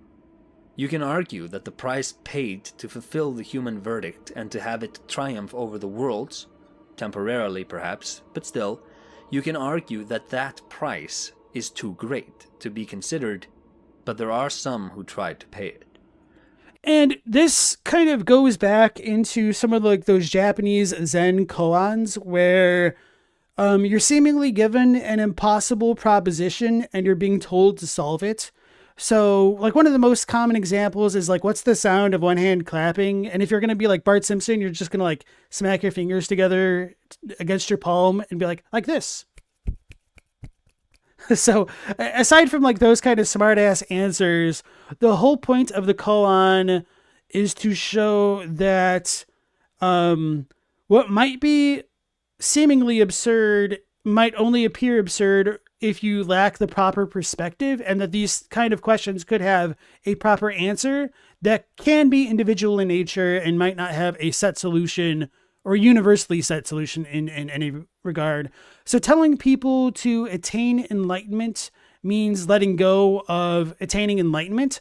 That sounds like a lie. Like, are you joking me? Like, what the hell does that possibly mean? But it's kind of true, which I think does get reinforced very strongly in the thematics of Bloodborne and the concept of like the madman's knowledge or wisdom, whatever it is, and like the great one's wisdom, where it's essentially going to be left for posterity, like the knowledge that the previous generations attained, because where they're going, like it's of no use to them anymore and whatnot. Yes, Crunchy says Atman, no self. If you attempt to attain enlightenment for yourself, it's not enlightenment. True enlightenment requires no self, because the universe is avidya, which means without knowledge, and anatman, and without self. So once you recognize that you are essentially nothing in a field of nothing, you can transcend the nothingness, which doesn't mean like overcoming it. It just means like accepting it, which seems oxymoronic and kind of like it falls part and parcel with those kind of like koans that I was mentioning a moment ago. In these games, the verdict of reality can be delayed, and men tell themselves that it's been undone. But the cumulative damage done always comes back at the end. You might overcome the cycle of the world for a while, but the aberrations to reality you needed to impose on the world to have your way is also a function of the world. The immortality in Sekiro is not natural, and the stagnant life of Ashina gets worse and worse until the immortality is revoked. The fire linking in Dark Souls destroys and torments the world and the people in it more and more until eventually there is no one left to trick or lie to, and the fire is finally put out. Reality has the final say, and if you suffer in the world, that might not be acceptable. Men might not be able to avoid the verdict of the world, but they are not bound to accept it.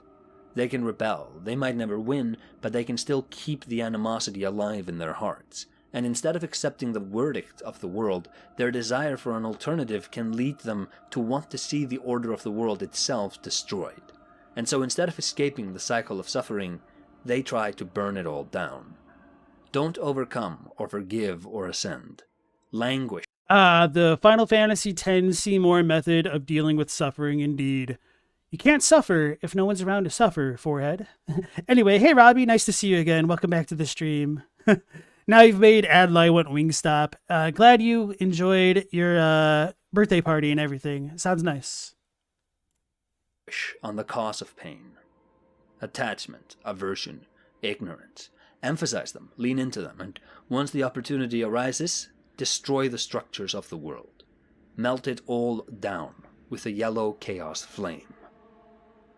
The occasion where Buddha spoke about the three poisons as the three fires was in the Fire Sermon. It was a sermon given to the bhikkhus, which uses fire to emphasize the teaching he brought with him. Bhikkhus, all is burning. And what, bhikkhus, is the all that is burning? The eye is burning, forms are burning, eye consciousness is burning, eye contact is burning, and whatever feeling arises with eye contact as condition, whether pleasant or painful, or neither painful nor pleasant, that too is burning. Burning with what? Burning with the fire of lust, with the fire of hatred, with the fire of ignorance. Burning with birth, aging and death, with sorrow, lamentation, pain, displeasure, and despair.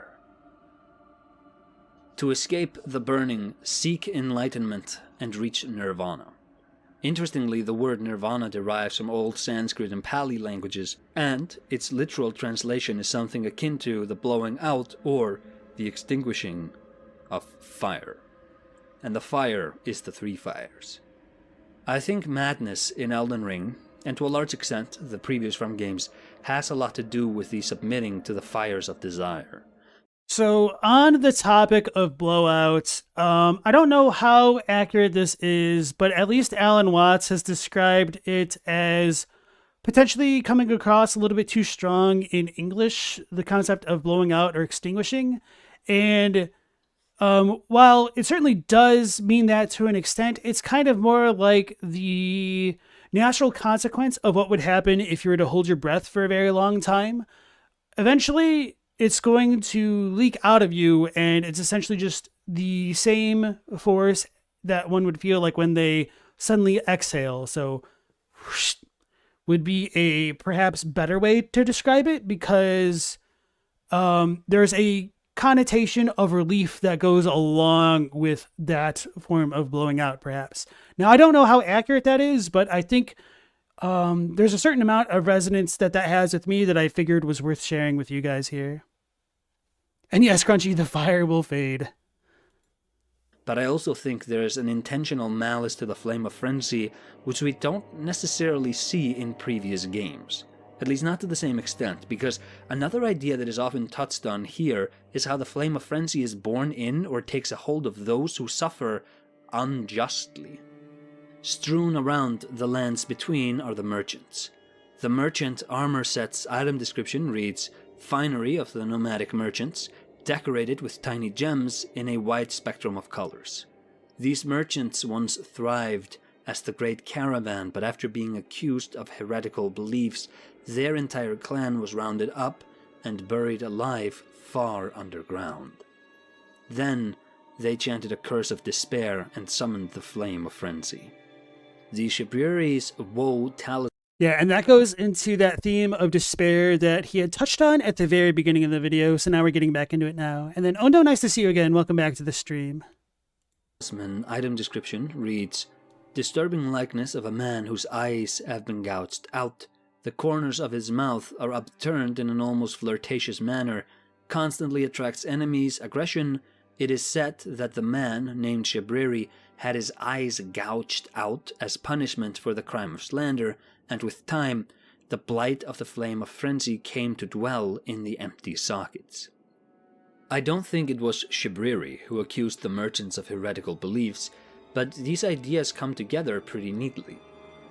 Yeah, the Shabiri stuff is very interesting and also very frustrating that we have the quintessential Miyazaki, it is said, to describe everything, because there's enough ambiguity in that text where one could potentially read what happened to the nomadic merchants as them like literally spawning in the Three Fingers, like it may not have existed beforehand, or like the Flame of Frenzy, whichever.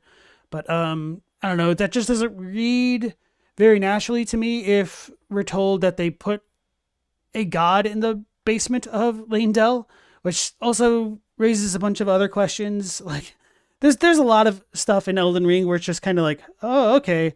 In some ways, it's just as bad as the damn profaned flame in Dark Souls 3. Oda said, with the fingerprints in Midra's arena, you're pretty sure they did summon the Three Fingers? Like, it can be summoned with enough suffering? Potentially, and especially when you look at, like, the damn Eye of Sauron above the Liurnian Flame of Frenzy Tower. Maybe that would eventually bring in the Three Fingers over there. Maybe it could escape that way. That'd be pretty wild. But, yeah, the whole Shadow of the Erd Tree, Midra's Manse thing being covered with the Flame of Frenzy is also very concerning, because then when were the merchants sealed underground? When was Midra afflicted with the Flame of Frenzy? And how did that all work? Was Midra given the flame first and then the merchants sealed and then they summoned it? I don't know, man. It just kind of sucks. Hey, Mao, nice to see you again. And I kind of mean all of this stuff in the context of the greater timeline. Like, where does that all fit? Like, were the merchants sealed before the Land of Shadow was? Was it after? And then how do you reconcile, like, those two big events and whatnot? Shabiri wanted to spread the flame of frenzy, and he did so by slander. If the Great Caravan was indeed not guilty of the heretical beliefs they were accused of, then that accusation would be slander as well. With Manus, we saw the culmination of an idea which FromSoft has since gone back to a few times, and which is fully birthed with the Flame of Frenzy. A malicious madness which is brought about through no fault of those who suffer. The madness of the flame of frenzy is born from pain like it always is, but the pain is not the result of a disharmonious relationship with reality or a submission to the poisons in a conventional sense. Instead, pain is inflicted to the undeserving. What would you call someone who did that? Who accused others specifically to birth pain and madness within them? Shabiri wants to spread the flame, and his weapon of choice seems to be slander and accusations. He is named after a demon from Jewish folklore who shatters the eyesight of people. In Elden Ring, the sickness of the flame of frenzy began with him, and it grows in the eyes. And if we want to take the Hebrew origin for Shabiri's name a bit further and extrapolate it to his conduct, it is interesting to note that the Hebrew word for accuser is Satan. The merchants suffered, and like those who suffered whom we've already discussed, they would have done better to let go, because the hatred which burns within, if it is embraced, births only madness. Those who fall under the influence of madness here all cling to someone. Irina clung to her father clung to Irina. Vyke clung to his maiden, Yura clung to Eleonora. Shabiri lures us by asking us to spare Melina. And Midra clung to Nanaya. Nanaya is named after an ancient Mesopotamian goddess associated with love, beauty, fertility, and wouldn't you know it, the moon. She was the wife to Midra, a scholar, a sage, and holy man, given that he lives in a manse near a church. Yet again we see a scholar who loved enlightenment, or some fleeting vision of it, brought to madness. But Midra is not the old monk, or Seath, or Mikolash Ulasil, or Lawrence. I suppose his love for Nanaya speaks to an attachment. His man's in great library as well, but that's not where his madness was born. Instead, his is the madness of the flame of frenzy, born from one who has been unjustly accused. Midra was made to feel pain, and he was given a choice. Overcome it, or succumb to it. Enlightenment or madness. And he chose to endure. In the simile of the saw, the Buddha instructed to the monks whom he was addressing. Even if bandits were to carve you up savagely, limb by limb, with a two-handled saw, he among you who lets his heart get angered even at that would not be doing my bidding. Even then you should train yourselves. Our minds will be unaffected, and we will say no evil words. We will remain sympathetic with a mind of goodwill and with no inner hate. We will keep pervading these people with an awareness imbued with goodwill, and, beginning with them, we will keep pervading the all-encompassing world with an awareness imbued with goodwill. Abundant, expansive, immeasurable, free from hostility, free from ill will. That's how you should train yourself. I wonder what that sermon would sound like to a man who was going through the motion. It is easy to commit to this mindset when you're safe in your monastery, but what would it mean to endure the pain? How long before you break? Midra made his choice, but Midra had a breaking point. Enough. I have endured more than enough.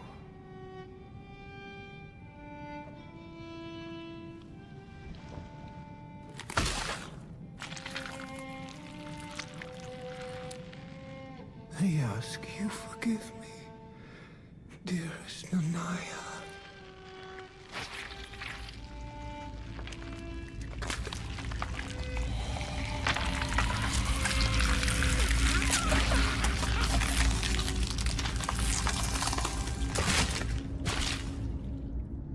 The Lord of Frenzied Flame. Okay, so there is another part of the madness which I'm a little bit surprised Acer hasn't brought up yet, which may have been overlooked, that I think is very important, in that in Elden Ring, those who are actually followers of the Frenzied Flame can become healed by it, so it isn't necessarily all bad and all related to despair, surprisingly enough. Crunchy says squelch. Yeah, I mean, I think there's a lot of really cool stuff with the lore. Maybe not the lore, but let's say the presentation of Midra. To me, it's probably like the peak of the DLC. Big surprise with my little picture in the bottom left. And hell, even my thumbnail for the streams right now, it's just kind of ironic that I decided on changing it to this right before like the stream of like going over this stuff again. So anyway, such a bomb intro. Yeah. Ondo says, who gets healed? So if you actually become the Frenzy Lord guy, you can get healed when you place down the Frenzy Stones, if I remembered correctly. And then if not yourself, you could also put it on the commoners in the villages that are afflicted by the Frenzied Flame, but not the like soldier dudes for whatever reason. So in the Ailing village in Weeping Peninsula, the little dudes will get healed with like an aura. Well, hell, you don't have to take my word for it. I'll pull up some footage. Friends. Let's see where it is.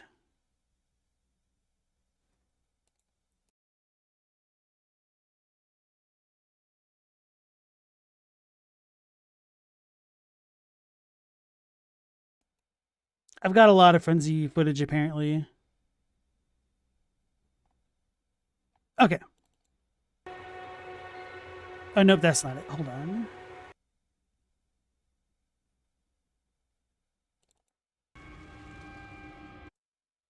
All right, so even the nomads, I forgot about this, to be honest.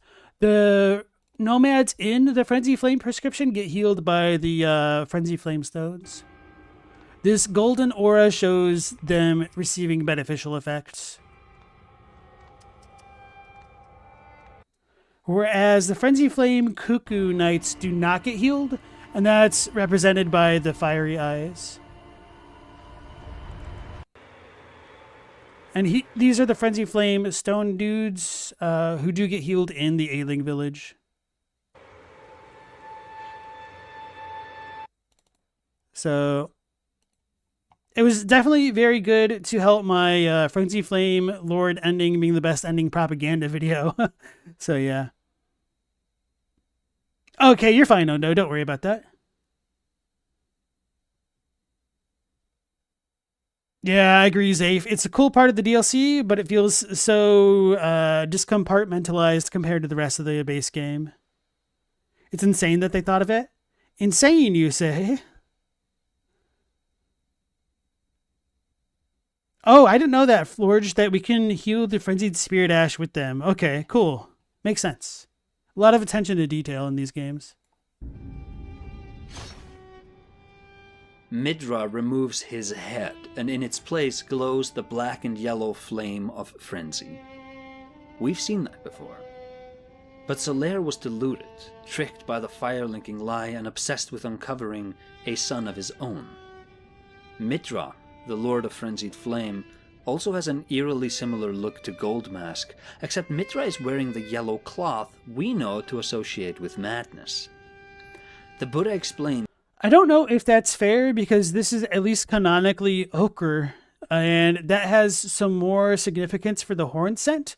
And so if you want to say that that is indeed supposed to be affiliated with madness, I don't think I could entirely disagree because it does represent the frenzied flame lord and whatnot. But at the very least, it has multiple meanings within Shadow of the Erdtree specifically. that the urgency of the task before his pupils was to be made such as if their very heads were on fire. The practice is intended to extinguish the fires of one's consciousness, and so the avatar of the outer god of madness has had his entire head replaced with flames. After the shattering of the Elden Ring and the Great Shattering War, there was no shortage of contenders who would become Elden Lord and amend the world. You know what I was thinking recently? I almost brought it up way earlier in the video, but it didn't relate to anything, so I didn't. I was wondering if, like Midra, the two fingers could have had a kind of like space orb void type thing in between them at some points, and whether or not that like relates to the greater will and whatnot, and that's what we get within the runes themselves.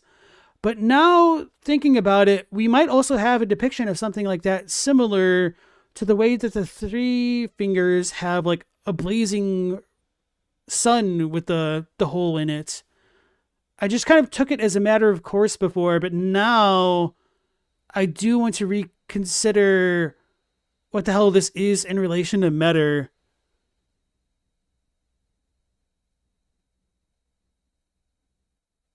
Yes, I do know that Hooker is a kind of yellow, but it's a more specific kind, at least. There has also been no shortage of those who would become the Lord of Frenzied Flame. Midra tried, but failed because he was too weak. Nanaya clutched the spinal cord of another, failed to become Lord. If we follow the path Shabiri puts before us, we can become the Lord and succeed where others failed, by burning down the Erd Tree and destroying all boundaries of the world. I started this video talking about Round Table Knight Vyke. He was the closest to the Elden Ring, but he was lured by some force to abandon that path and instead pursue the Three Fingers. It's strange to think that the proposal Shabiri makes would be enticing to anyone. Don't sacrifice your maiden, sacrifice the world, including the maiden. And it's also interesting that chaos is so directly linked to the worst ending. FromSoft's games explore the beauty and horrors What? No, it's clearly the best ending. which are born when the boundaries of the world start to unravel. And in linking the flame of frenzy to chaos, there's clearly a line being drawn which says that however much beauty you can find in a world which allows for alternate ways of life to flourish, to discard the order entirely is bad. In Demon Souls, Maiden Astrea removes the souls from those who suffered. The soul is where man gets his clarity from, and without it the denizens of the Valley of Defilement became unable to comprehend their suffering. But are they not still suffering? The prisoners of the Tower of Latria are also soul-starved, ripped out of them to feed the appetite of the old monk. But cognizant of the fact or not, are the prisoners not still suffering? Shabiri wishes to burn all that divides and distinguishes, and he promises that this will end the suffering. But will it? Or will it just make people unable to grasp the suffering? Was suffering born from the borders and disparities of the world, or is it innate to being? Vyke was too weak to become Elden Lord. He can be encountered in the frenzied village, where he invades those who try to reach the church where his maiden's corpse rests. And he can be encountered in the Everjail, where he was imprisoned. In the first encounter, he uses Flame of Frenzy incantations. In the second, he does not, relying instead on his dragon incantations. Yeah, I'm glad he brought that up, because it's so strange to me that his armor is still, gripped by the Three Fingers in this encounter here. So maybe he purged himself. Maybe he went to the dragons and got some time remedy like we did to no longer be the Lord of Frenzied Flame. And maybe that's why he's in the Everjail. I don't know. But doesn't seem entirely likely. I don't know. It was in weaponizing Vyke's love of his maiden that Shabiri, assumably, lured him to the Three Fingers, and even in madness, his will is strong enough that he still stays by her side in what capacity he can and prevents others from stumbling upon her. I wonder if his Everjail imprisonment was done by a third party, or whether he chose that for himself. He embraced the flame of frenzy to spare his maiden. Did he realize his mistake? Did he willingly imprison himself such that the Three Fingers could not use him as their avatar to burn down the Erd Tree? His head does not glow with the flame of the Lord of Frenzied Flame. Did his attachment to his maiden give him the strength to endure the madness? He wanted to spare his maiden the fate of burning herself to destroy the Erd Tree, and to do that, he paid a hefty price. But he paid it in full. There's something to admire about that. And it is also weird that he may or may not have canonically burned his own Erd Tree. It would have been nice if we knew a little bit more about anything in the game, really, but especially how and or why Vyke was the closest to becoming Elden Lord, especially more so than Bernal, I guess. Then anyway, George, nice to see you again. How's it going? Maybe the Frenzy Vyke is a time traveler? Well, there is the possibility that his invasion thing could function similarly to Dung Eaters, and maybe we face his real body in the Everjail, but that still doesn't explain why he doesn't use frenzy stuff there. Hey Vorb, nice to see you. The madness of FromSoft. In the Kegare video, I hope I remembered noting that impurity and the spiritual disharmony it brings is not a moral judgment or sin in a traditional sense. You can be a good person and become unclean through no fault of your own. And however good and virtuous your other qualities might be, if you track impurity in your soul or on your person, willingly or not, knowingly or not, the consequences are the same. I find the story of the Flame of Frenzy to be particularly touching. Madness is born from pain, Touching, because it takes the fingers they touch. which is born from desire, but the Flame of Frenzy is not born from mere suffering, but specifically unjust suffering, manifested from the grief and despair of those who were accused and punished for crimes they did not commit. To the old monk, to Seath or Mikalash, you can point to personality problems. Each one of them brings madness about through their deliberate embrace of insanity over harmony with the world, and because they allow themselves to be led to desire. The mad in Elden Ring tracked madness on their person through, comparatively, no fault of their own. Oh man, he missed this jump or the next jump before. A good thing he got his runes back. So anyway, Mao did bring up a good point that I considered bringing up a moment ago, but I didn't. That Vyke's armor is what's clasped, whereas we need to rid ourselves of everything. And I think that might have some thematic ties into what Miyazaki says in an interview about Big Hat Logan, that the reason he failed to really understand everything is because he has a hat on. He didn't let go of his humanity entirely. And with Vyke kind of lingering around his maiden, it does show that he did still have at least some trace of humanity beyond that. And so maybe the fact that his armor is clasped is supposed to be indicative of him not fully devoting himself to the three fingers there. And hey, Eugene, welcome back in. Your plastic doesn't stick to your 3D printer bed? That sounds awful. He was still a knight. Yeah. But like Kegare, it doesn't matter. Maybe you invited the pain into your life, maybe it came through deception or violence. All the same, in the end, the mad are the ones who submit to the pain. I suppose that's why Vyke is my favorite character in this game. He's a lot like Ludwig from Bloodborne. Ludwig went off the deep end, but the vision of enlightenment pulled him back.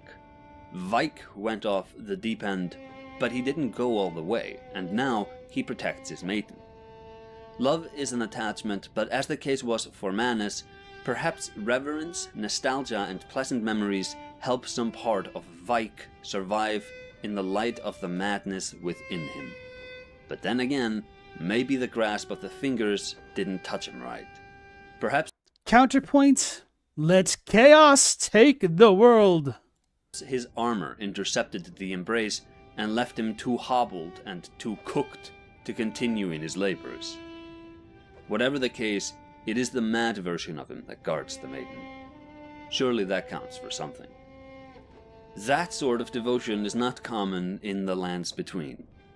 The most prominent relationship in the game might be Radagon and Marika, and they are in conflict with one another. Marika is being punished for her transgressions, and Radagon is summoned from within her to protect the Elden Ring. The Elden Ring she shattered. The governing mechanism of the world, the origin of conflict and pain, as well as order and peace.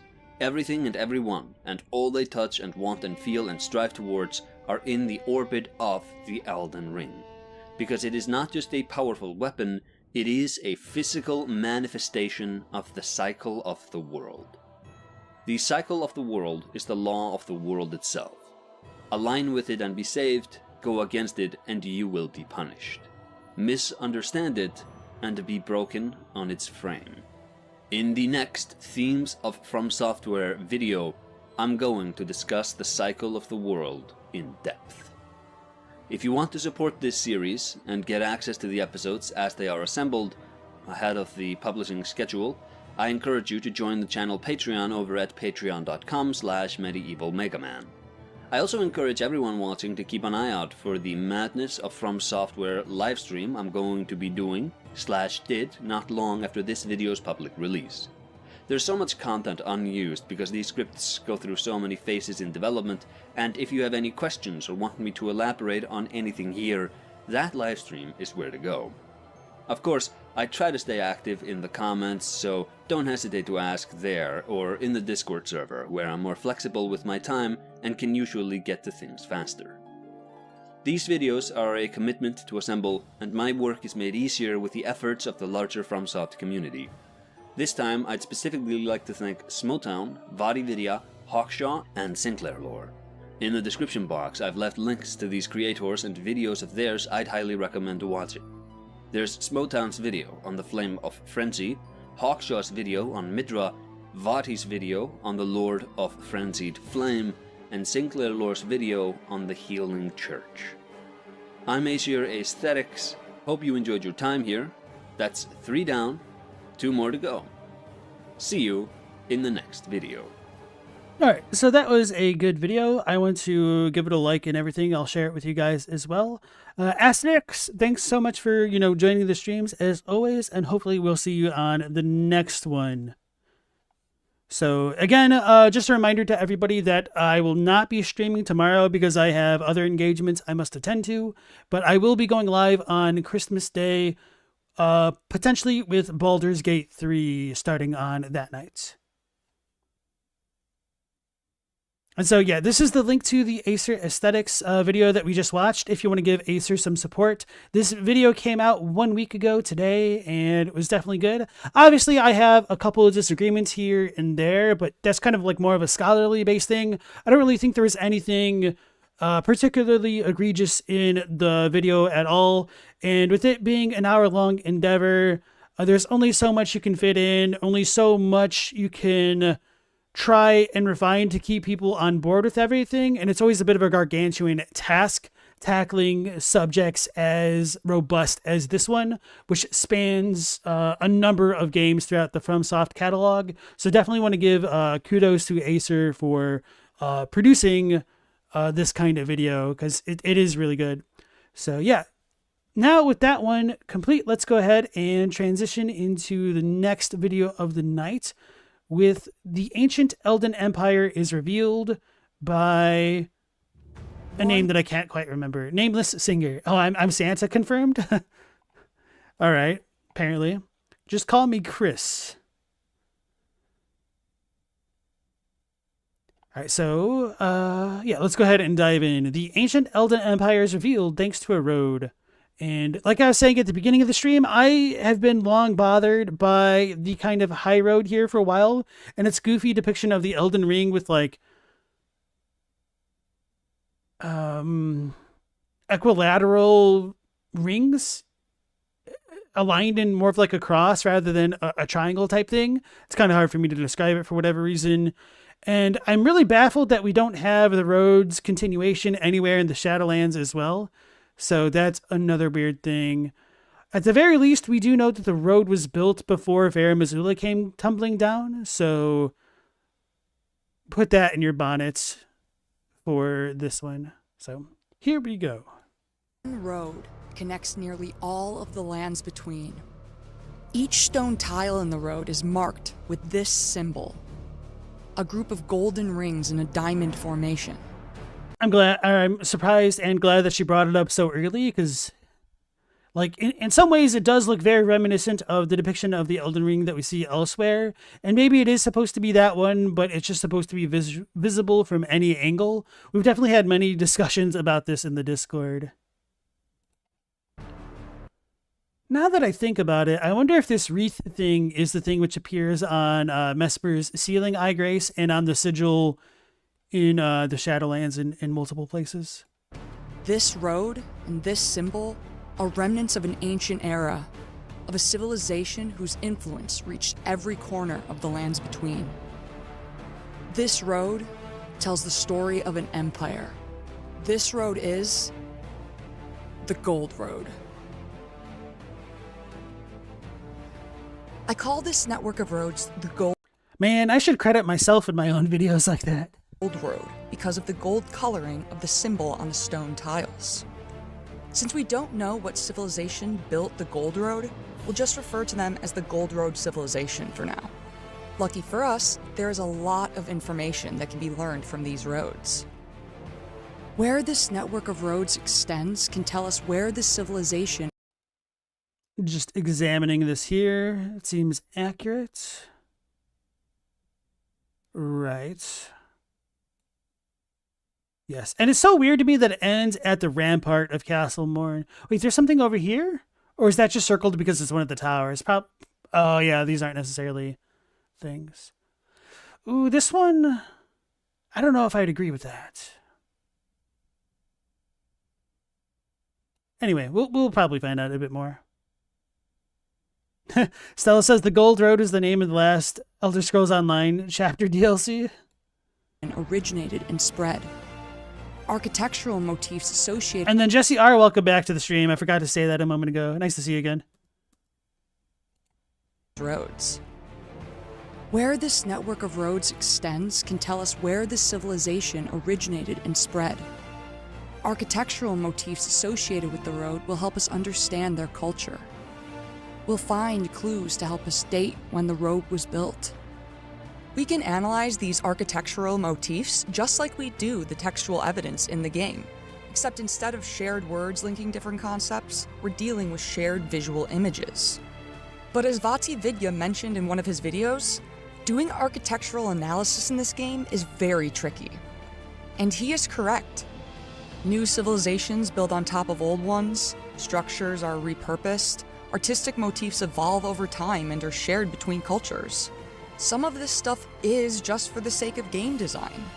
But there does seem to be a signal in the noise, a method. All right, speaking of the noise, this really isn't that big of a deal, but for Nameless Singer, I would recommend turning down the music volume ever so much slightly more, because it's a little bit loud in comparison to your voice. You're still very, what's the word, discernible over the background stuff, but it's just slightly loud, I guess. To the madness. She sounds like Judge Claire from the New Lords of the Fallen. I can potentially see that. And hey, Dr. Ed, nice to see you again. Since the game's release, myself and a group of fellow Elden Ring archaeologists have been trying to piece together the patterns into a story that makes sense. This channel is a product of that work. That all being said, let us follow the Gold Road and see where it leads. The Gold Road's origin seems to be Lindell's main entrance. From here, it splits into two branches. The main road leads down the steps of Lindell towards the Grand Lift of Dectus, becoming the Altus Highway. On the other side of Dectus becomes the Bellum Highway, which leads across the bridge to the main entrance of Raya Lucaria. The second Altus section branches off from Lindell's main entrance in the inner walls, through the side entrance in the outer walls, down past Dominula, and across the forest-spanning Great Bridge to reconnect with the Altus Highway section. There is also a bridge with Gold Road tiles leading to Mount Gelmir. Another part of the Gold Road is the Liurnian Highway, which begins at the end of the bridge in Gate Town, leads south across the bridge next to Stormvale, and then runs all the way through Limgrave to the outer walls of Castle Morn. So one of my favorite details about the road going to Castle Stormvale is that when you get to Stormvale itself, you can see that the cobblestones have been pulled up and they get redirected to the entrance of Stormvale, which makes it seem as though the road should be older than Stormvale. The fact that it was kind of looted or pillaged for another purpose. That's actually not an uncommon thing in history for people to have like pulled up the stones and like used them for other purposes. But I was really surprised to see that in Elden Ring explicitly. I think I might have footage of that actually. What would I have even labeled it though? Road? Nope. Maybe just a photo then. Where we're going, we need roads. Oh, I have it labeled as Royal Highway and Road because I knew I wouldn't remember what I would label it as. Okay. Stormvale Displaced Highway Cobblestones. So this doesn't help that it's, you know, Stormvale, so you've got like the clouds and everything. But the road actually originally comes this way, but it stops. So if you go through this forest, or like the woods rather, you will see the road continue there, and there's a sudden curve here that doesn't fit with the natural layout of things. And then this goes towards the bridge with the finger reader crone. Like, it literally just goes straight. I don't know if I have another picture to show that off. Apparently I don't. Dang it. Maybe if I type in highway in my actual footage.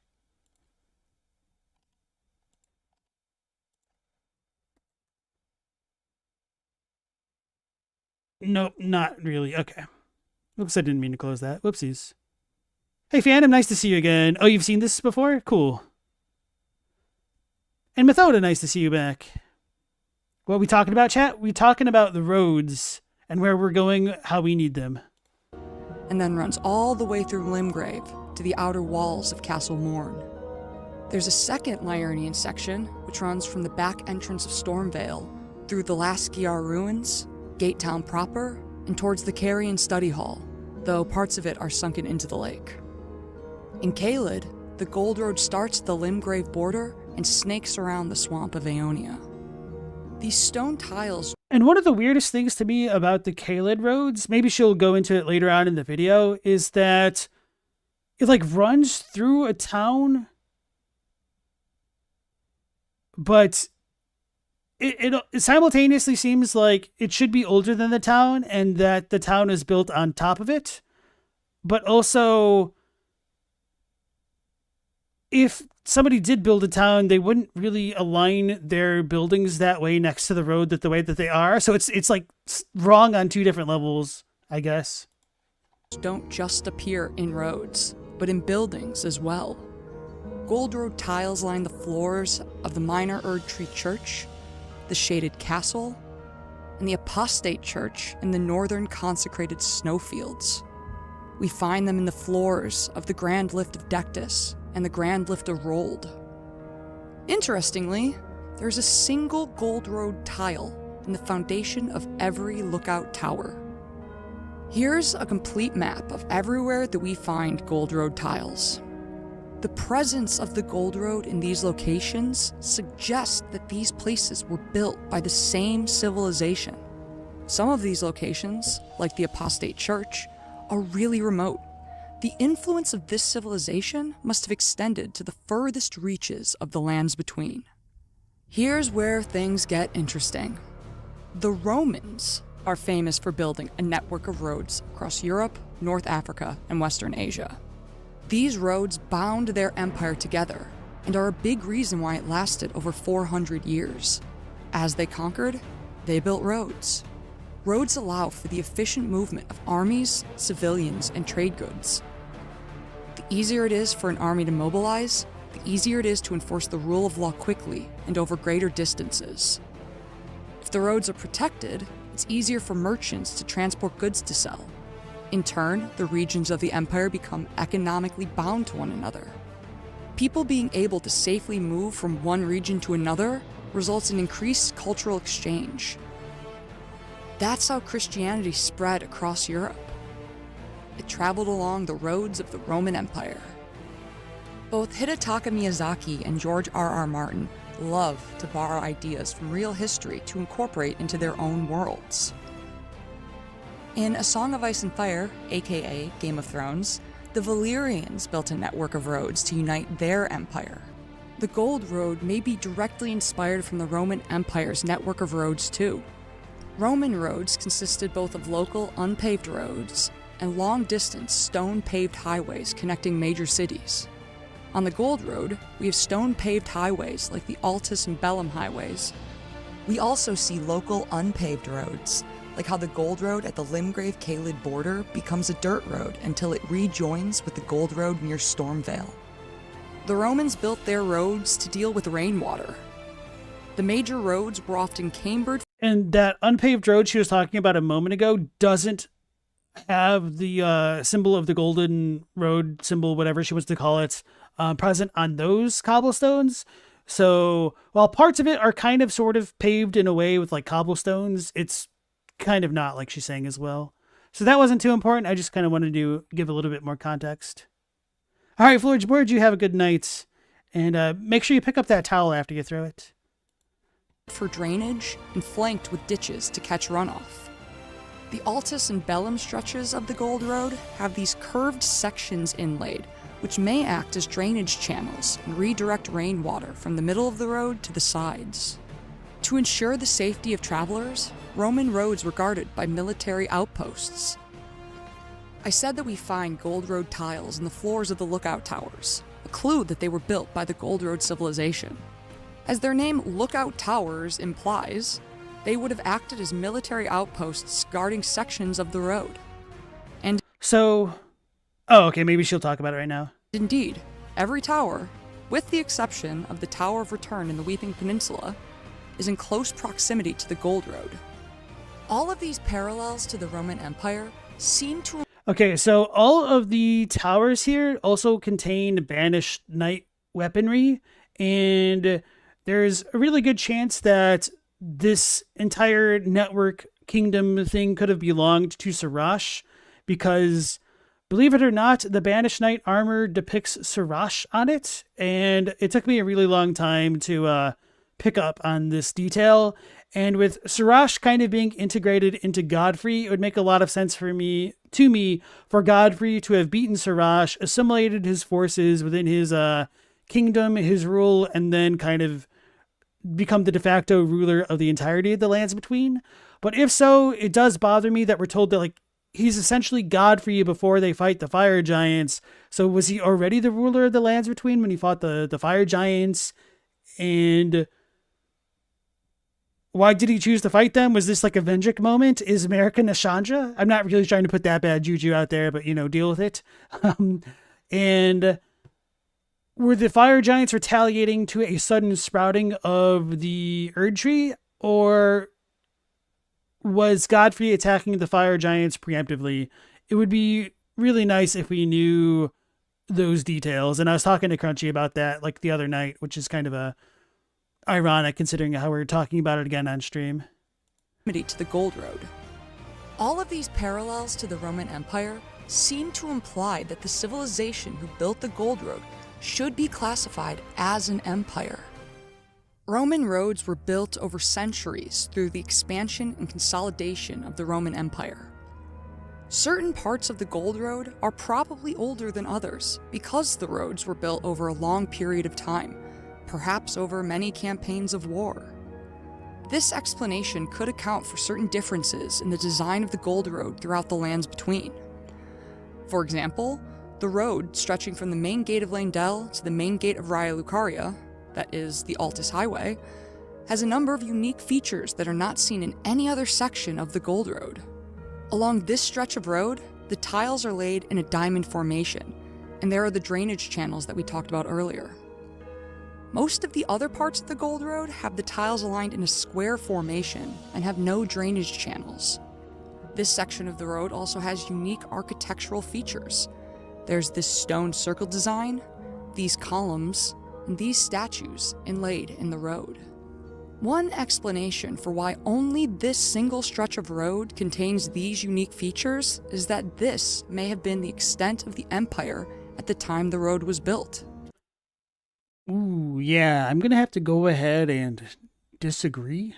No, but in all seriousness, I think she isn't trying to say that these features are unique to this road section specifically. Maybe she is, but we do have a lot of these features show up elsewhere. Like the Chloranthes style highway design that shows up in Fair Missoula. Can I see it? Hold on. Has unique architectural features. There's this stone circle. This shows up in Fair Missoula as well as Belurot, believe it or not. And of course, we can't forget the Consumed King Osiris' Garden and Archdragon Peak from Dark Souls 3. And design, these columns. This lady shows up in the outskirts of Celia, as well as in Castle Stormvale itself, where you fight Godric. And these statues. And this dude shows up in the Round Table Hold, in Leyndell itself, and or Gal, and she also appears in some of the churches, like in Stormvale, and actually the Stormvale one's unique because all the other ones just have like the Urn Lady. inlaid in the road. And Zyro, welcome into the stream. America's worse than Nishandra. Poop emoji. Okay. One explanation for why only this single stretch of road contains these unique features is that this may have been the extent of the empire at the time the road was built. And to kind of support her point that this might be a different type of section, if we consider that Liurnia and Rayo Lucaria were later additions to at least Marika's reign, then it would make sense that this highway could have been constructed after the union of Marika and Radagon specifically, and maybe she was just continuing an older style design here.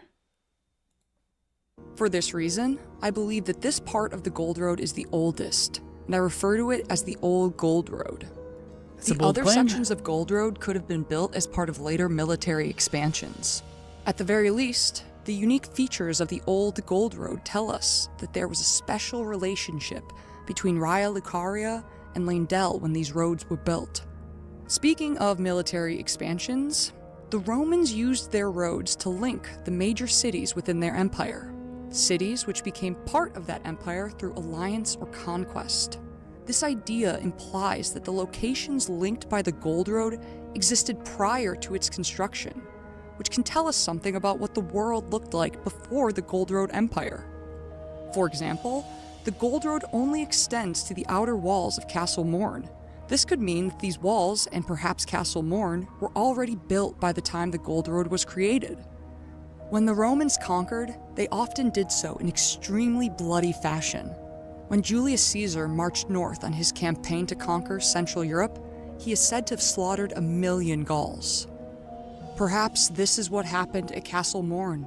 This could explain why we hear stories of a revenger whose entire clan was slaughtered. And for what it's worth, we do have a big-ass, prominent lion looking like Sarash type thing displayed on the Revenger weapon here. So who built it? And then Meowlaser, welcome back to the stream. Is there a non-bloody way to be conquering places? Methoda asks. Well, it depends on what you mean by conquer, but yeah, I guess other than, the squirrel and his bad fur day, it would imply a more bloody type of conquest now, wouldn't it? Stella says money? That's the modern way for sure, yeah. There's like the legal way, monetary way, as well as like marriage and ties of other sorts of unions. And contracts. Soft power, yeah. Who built the Gold Road? Whose empire was linked by these roads? The Romans say, all roads lead to Rome. But in the lands between, all roads lead to Leyndell. Leyndell built the Gold Road. It seems obvious, doesn't it? The Gold Road is prominent around Leyndell.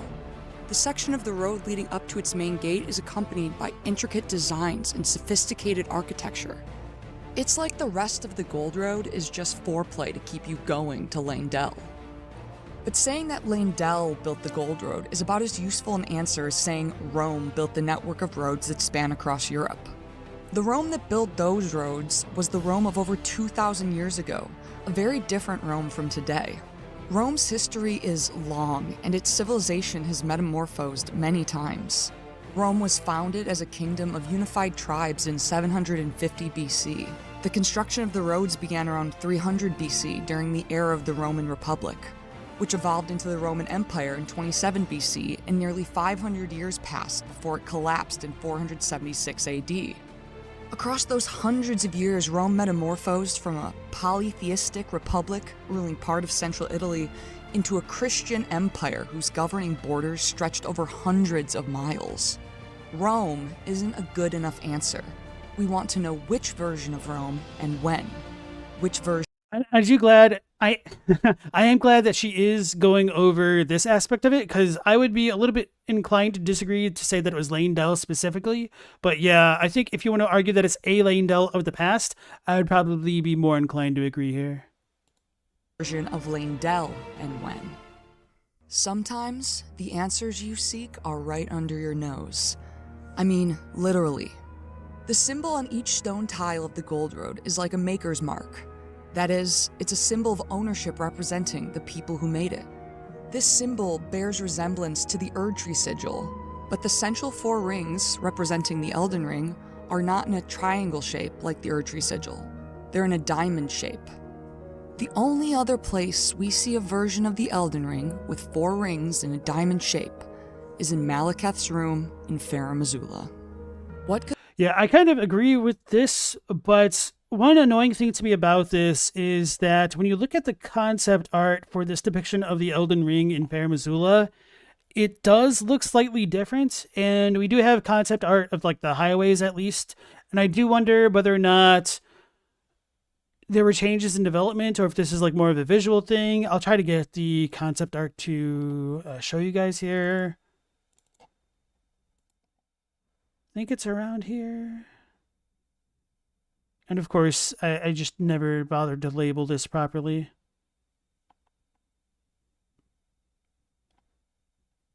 Okay. So I could potentially see the more diamond shape here, but honestly, like this version of it kind of looks more reminiscent of what we see in the actual Erdtree Sigil now. So I just, yeah, it's strange. So this one might still exist, but it seems a lot more muted than the big 3 right here for whatever reason.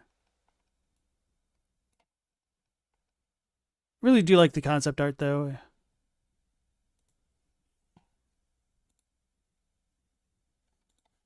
could this mean? One explanation is that the modern-day Erdtree Sigil may be an evolution of an older design. Like the Erdtree Sigil represents the current age's Elden Ring, this sigil could represent the Farum Azula Elden Ring.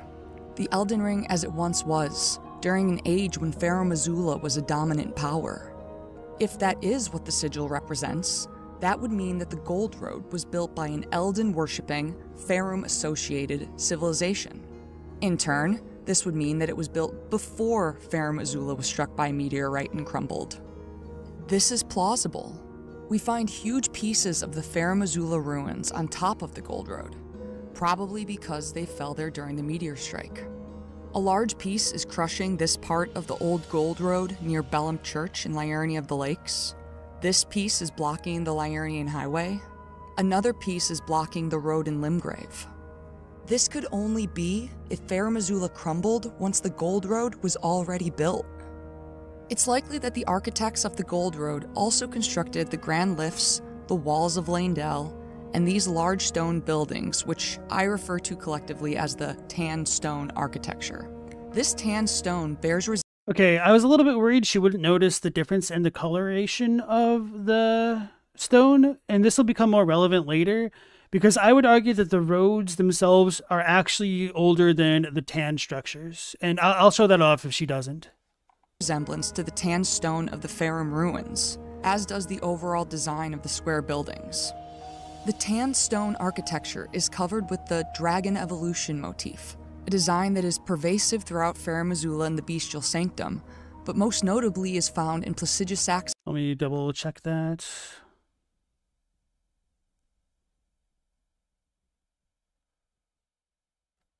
Oh, this part here. Okay. Okay. And yeah, there's also some stuff, I think, on the fireplace in the fortified manor that might also appear in Farum Azula, but I can't quite remember off the top of my head. Architecture is covered with the dragon evolution motif, a design that is pervasive throughout Farum Azula and the Bestial Sanctum, but most notably is found in Placidusax's arena, meaning it's as old as he is. Then there is this stone circle design found. I do think that last sentence was a little bit poorly worded, because Placidusax could, be older than that, but I understand the point of what she was trying to say here. Along the old Gold Road and at the Grand Lifts, which is also in Farum Azula and at the Bestial Sanctum. Further supporting the notion that Leyndell is Rome and the Gold Road Empire is akin to the Roman Empire is that this stone circle design was present in early 2nd century BC Roman art. This motif is called a hexafoil. You form it by creating overlapping rings, which look similar to the design of the Elden Ring. This could explain its prominence in Elden architecture. Here is a repeating pattern of hexafoils. They form a hexagon, and we see a hexagon in the seal of Raya Lucaria. Perhaps the hexafoil is the key to linking the Elden Ring design and the hexagon design of Raya Lucaria. The hexafoil circle and dragon evolution motifs are found all over the Elden Throne, Queen's Bedchamber, and Erdtree Sanctuary complex, along with other Faerûn-specific motifs, linking their construction to the same builders and time period as the Gold Road and Tanstone architecture. This makes a great deal of sense because this complex of buildings is integral to the Elden religion, and we've already linked the Gold Road tiles to an Elden culture. Placidusax was said to have been Elden Lord in the age before the Erdtree. Faerûn culture is an Elden culture. The evidence suggests that at some point, Faer Missoula and Leyndell were allies, participating in cultural exchange with each other. The question now becomes, when and how did this relationship start? Perhaps inhabitants from Faer Missoula also founded Leyndell. Or maybe they conquered and assimilated it under Placidusax's rule when he was Elden Lord. Or maybe they allied together against a greater threat during a time of war. The Gold Road itself may offer us more clues as to when and how this relationship began. Roads themselves are a kind of technology which serve to benefit civilization. A common pattern in history is that new technologies evolve in sophistication over time, meaning that less sophisticated versions of a technology likely originated earlier. While Leyndell certainly perfected the art of creating stone tile paved roads, they do not seem to be where the idea originated from. The stone tiles of the Gold Road are marked with this Erdtree seal-like design, but elsewhere in the lands between, we can find roads paved with unmarked square stone tiles. Faer Missoula has unmarked stone roads running through it. Unmarked stone roads paved the way to the Leyndell and Caelid Colosseums. And there is a long stretch of this kind of road starting in Sellia that intersects with the Gold Road in Caelid. All of these places are associated with Faerûn culture. Faerûn Azula, obviously. Sellia is nearby Dragonbarrow and the Bestial Sanctum. The Colosseums are filled with Faerûn architectural motifs. The conclusion seems to be that it was Faerûn culture that originated the technology of paving roads with stone tiles, and the creation of the more sophisticated Gold Road came later. I'm curious when this video came out. 6 months ago, June 19th. That was after the DLC, wasn't it? Why can't I remember when the DLC dropped?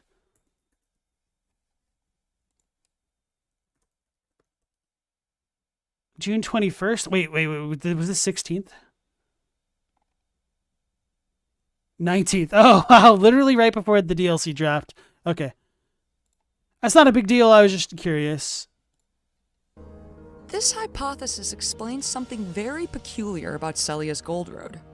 The road with the Gold Road tiles begins just over the Limgrave border, but after we get into Caelid, we find that the stone tiles become unmarked. We find Gold Road tiles again, south of Caelem, but they end in a pretty random place just north of the Caelid Waypoint ruins. From the Caelid Waypoint ruins to Sellia, the tiles in the road are just blank stone tiles. But if you look along the side of the road, you'll find Gold Road tiles and walls.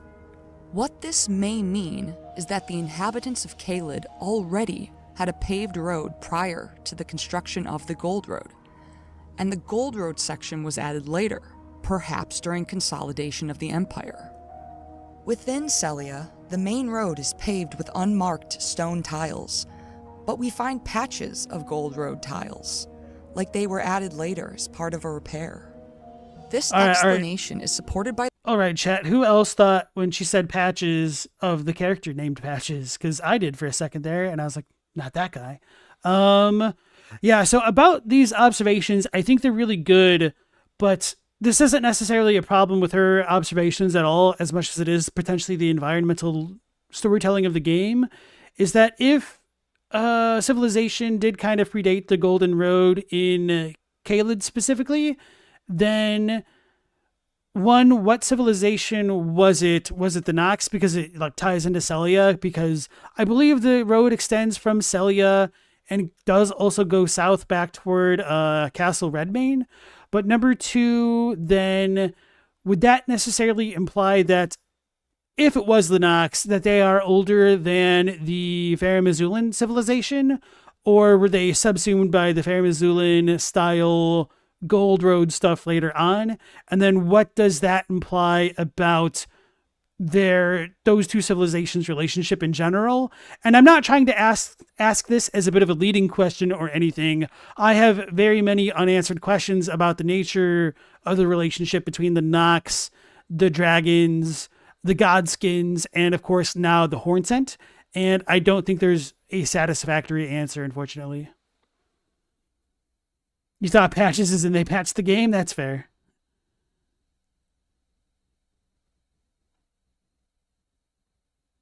Fair Missoula does sound pretty similar to Farron. You hadn't noticed that before? Okay. Did I say Farron Azula? Maybe I did. Like they were added later as part of a repair.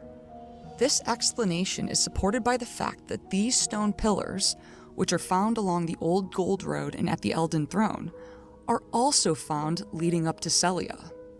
This architectural detail puts the construction of Celia's Gold Road within the same historical strata as the construction of the old Gold Road and the Elden Throne. And I would actually strongly disagree with this, because I believe that these were later additions and that they are not actually native to Celia by the virtue of the mismatching of the kind of relics that we find on top of them. Maybe I'll try to show that off a little bit later if I remember. If we are correct that the unmarked stone paved... Yeah, so I would say that this unmarked stone pavement is visually very much older than these kind of pillars, and that these pillars don't naturally fit the alignment of this road. And I think they were a facade erected later to kind of pay homage to a kind of new ruling order. Road in Celia is from earlier than the Gold Road. This would mean that Celia was constructed before the Gold Road was built, before the Empire. In fact, okay, maybe I just cut her off. Let me re-listen to that. Up to Celia. This architectural detail puts the construction of Celia's Gold Road within the same historical strata as the construction of the old Gold Road and the Elden Throne. Okay, I think I was misunderstanding her. Okay, I think I'm good now. You're correct that the unmarked stone-paved road in Celia is from earlier than the Gold Road. This would mean that Celia was constructed before the Gold Road was built, before the Empire. In fact, it may even be that Celia's inhabitants were early inhabitants of Leyndell, given how the building architecture of Lower Leyndell and Celia are nearly exactly the same. Farum culture is associated with dragons and with beasts. It's not shocking that Farum culture would excel at stonemasonry. Bestial magic is all about rocks. The ancient dragons are made of stone, and we know that the beasts use kilns to create their shields. There is far more to be said about the origins of the relationship between Farum Azula and Leyndell. But for that, we'll need to dive into the cities themselves, which we'll do in future videos. This video is about roads. Yeah, that's right. You've been watching 20 minutes of lore about a road in a video game. That's how incredible this world building is. At this point, you might be thinking, it's no surprise that all of this Farum symbolism is found in Leyndell. At the end of the war against the ancient dragons, Godwyn defeated, but then befriended Fortisax, which gave rise to the ancient dragon cult in the capital. That explains when and where the Farum influence came from. Except there is one huge, literally enormous issue with this explanation. That war began when the ancient dragon Grand Sax attacked. This attack was the only time in the historical record that Leyndell's walls are known to have fallen. We can see the... I believe that's actually misattribution.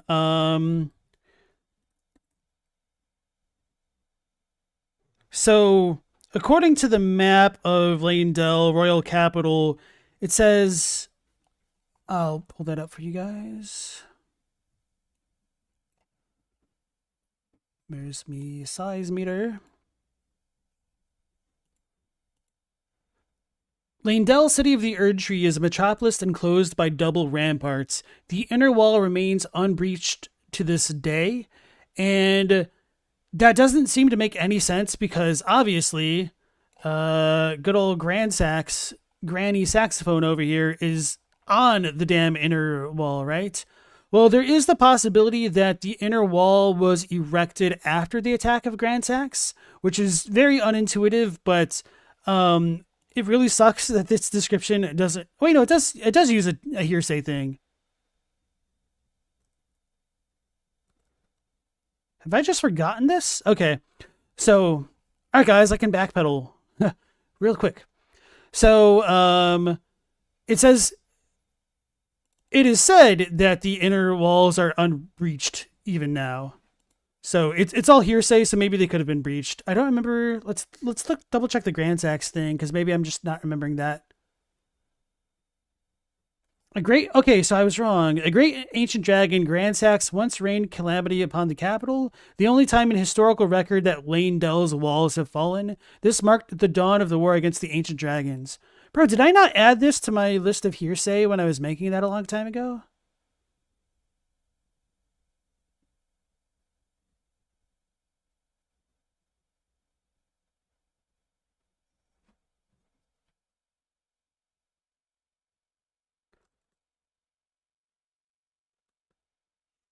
Okay, I remember what I was thinking now. So I don't think that this contradicts the inner wall statement necessarily, depending on if you think that the inner wall could have been constructed after Grand Sax attacked, which I don't think is very likely because Grand Sax is kind of embedded into the wall at parts, and Grand Sax is on top of like the fortified manor wall, which could have been Leyndell, but it seems a little bit different. So overall, I would say it's arguable depending on your headcanon, but it could be read either way, that Leyndell's walls have fallen, and that could be perfectly fine, just as long as you assume the other ones weren't around at that time, which is a little bit unintuitive, I would argue. Grand Sax did fly over the wall is still standing? Maybe. Well, to breach a wall doesn't mean to go over it, doesn't it? Or does it mean to break it? I'd need to double check that.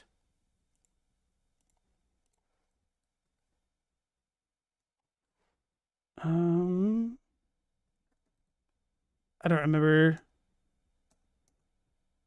what the description, unbreached to this day.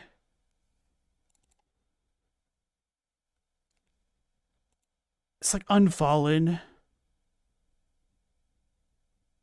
Yeah, the walls didn't fall. Yeah, I guess it doesn't really matter. Anyway, going back to the video. Zay says you want to say it can mean either. Yeah, I was just double checking the Japanese. It's huraku, so it's just as ambiguous essentially. Yeah, Methoda says when you've reached the wall's defenses, it's no longer keeping you out. Yeah. Anyway, let's go back to the video. Evidence of this assault in the gigantic form of Grand Sax's body still hanging over Leyndell, crushing what lies beneath it. What lies beneath are the very walls we have been discussing. These walls, covered in Farum symbols. These walls were built before Grand Sax attacked. Farum Azula was influencing Leyndell long before the war against the ancient dragons. In fact, given how Grand Sax's body is crushing all of these white-walled, gold-roofed buildings, we can say that these buildings were all built before the war as well. These buildings are all quite sophisticated. It makes me think that the war against the ancient dragons actually came quite late in Leyndell's history. Additionally, it's likely that the Gold Road was built before the war against the giants. The Grand Lift of Rold takes us to the mountaintops where the giants are. It would only make sense. And this is something that I have puzzled over myself. I have really mixed feelings about it because both the Lift of Rold and Lift of Dectus have very, very prominent depictions of the Erdtree on them in multiple places. And we're told that the Erdtree is born at the birth it was birthed at least in conjunction with the war against the giants. So by all means, the road could have existed, and it could have been for like Fair Missoula, but it just like, why is there an Erd tree here if the Erd tree as we know it didn't exist? Maybe it was the Great Tree after all. I am still kind of undecided about that whole situation, to be honest. To build such a lift if you were actually planning to use it to go to the mountaintops. We know that Marika sealed the path to the mountaintops after the war against the giants, so the grand lifts must have been built before the war. We can speculate further on the Elden religion that built the Elden throne and gold. I don't know about that, because the other lift goes to the Halig tree, and I believe it's supposed to show the Halig tree directly. Do we have Dectus? Let's type in Dectus, right? No, not Dectus. What's the other one? Oh,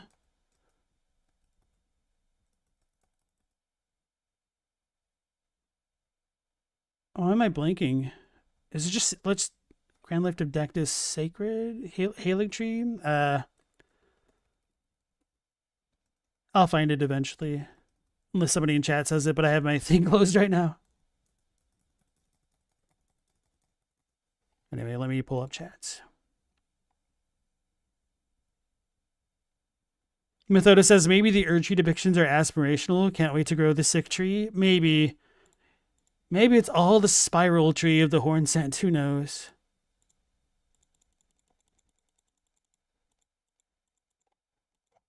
I should just type in medallion. Nope. That's not going to help me.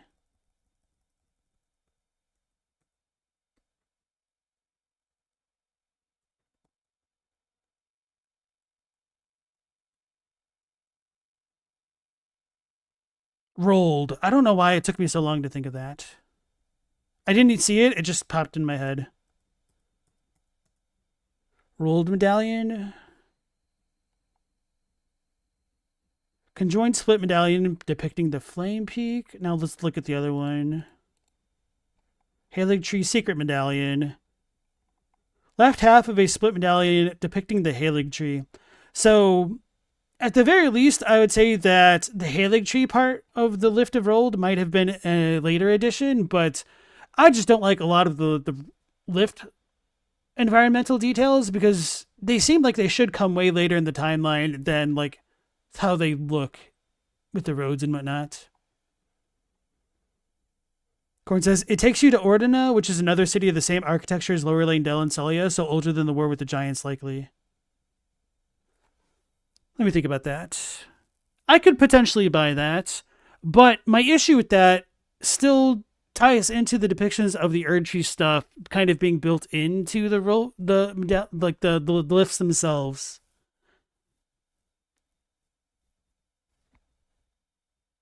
And then Danny Sandhu, welcome into the stream. Before it was called the Gold Road, it was the Kindling Road, the path the Kindling Maiden walked to go and set the tree ablaze to invoke the next age or the tree. Maybe, I mean, I could buy into that idea. The only issue is we don't really have super concrete information to make such a statement conclusively. But yeah, if somebody wanted to believe that, I could definitely see the rationale behind it. All right, let's just go back to the video. Old Road, thanks to the Shadow of the Erd Tree gameplay trailer. This woman is seated in a room with bird cages and designs that look like those we find in Raya Lucaria. This I thought she was a woman too. woman looks identical to these statues at the Grand Lift of Dectus. These statues represent the inhabitants of the region the lift leads to, which is why there are Erd Tree soldiers guarding the entrances leading to Altus Plateau. This suggests that this woman, and the culture she came from, were in power in Liurnia when the Grand Lift of Dectus, and by extension the Old Gold Road, were built. This culture is likely the Carian culture, given how the woman and these statues look like the woman in the Carian inversion statue. The map of Liurnia item tells us that the western coast of Liurnia has always been associated with Carian royalty. Carian culture is very old. Then we see this, and that's why they put the damn Erd tree depiction on Castle Caria, essentially. outside shot of a castle, which looks like castles in the lands between. These banners have this castle, which looks like Right here, we got the Erd Tree, baby. So you could make the argument that Castle Caria or Manor Caria was built after Renala's union with Radagon, or it was repurposed from another culture that had this coniferous Erd Tree depiction, depending on your castles belief. in the lands between. These banners have this symbol, which seems to represent flame and the 3 fingers on one side, and light and the 2 fingers on the other. Oh man, this is so unfortunate that this came out like 2 days before the DLC released and just is a little bit off the mark. I mean, I don't blame them. It's all speculation at this point. But I think it is a little bit tragic that the wording comes off a little bit more authoritative than it needs to be. The banners are blue and gold like these Raya Lucaria carpets. The crescents on top look like the tops of banners we find at the southern entrance to Raya Lucaria. And see, like, these are really good observations and whatnot, but yeah. And they are the same crescents on the tops of these statues' poles. It makes me believe that this fog door could lead to this woman. Or it may lead to Mesmer. The same sigil is carved on the floor beneath Mesmer. On the floor, you can just barely see this design. This design is found at the Grand Lifts, the approach up to Leyndell, and all over the Elden Throne. We don't see this pattern anywhere else in the lands between. Believe me, I've checked. What this could mean is that the inhabitants of this castle could have been a part of the alliance which built the Elden Throne. We can even see an Elden Throne chair behind Mesmer in this shot. Additionally, we can see this pattern on the floor of the Lion Beast boss fight. This design is found in the center of the hexafoil circle design.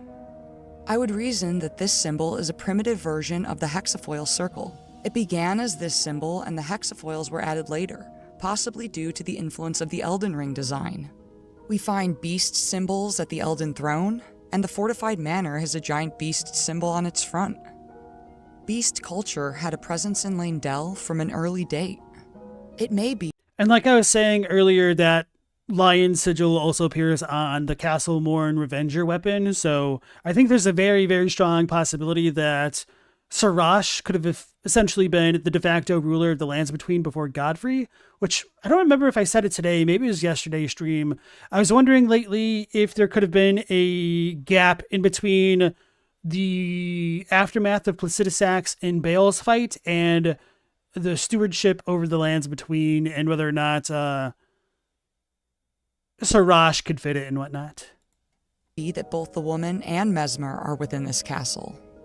After all, the gameplay trailer references the Erd Tree faithful and says, "They were never saints, they just happened to be on the losing side of a war."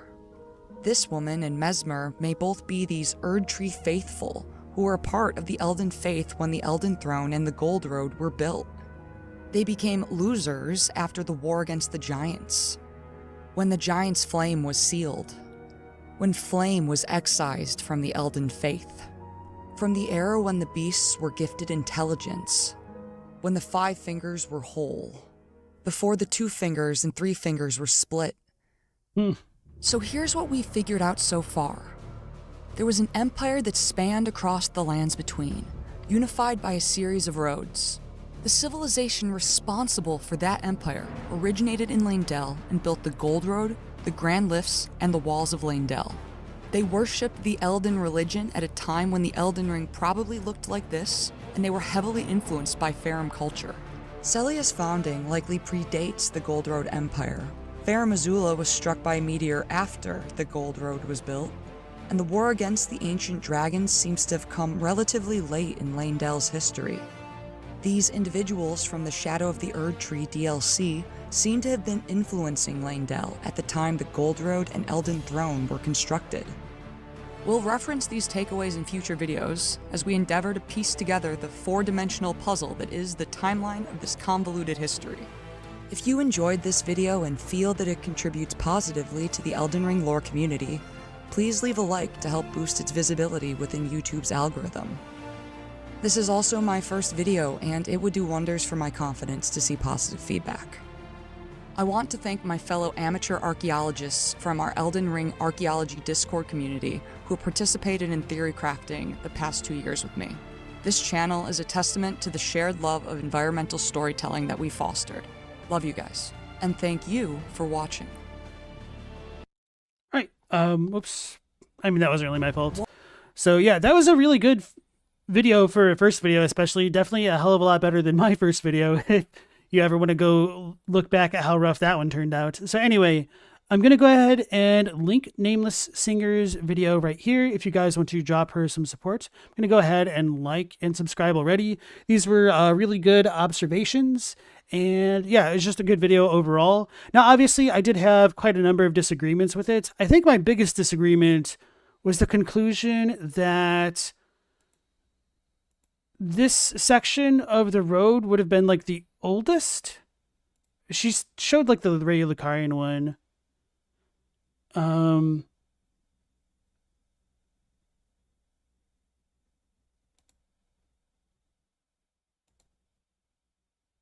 the main gate of Leyndell to the main gate of Raya Lucaria, that is the Altus Highway.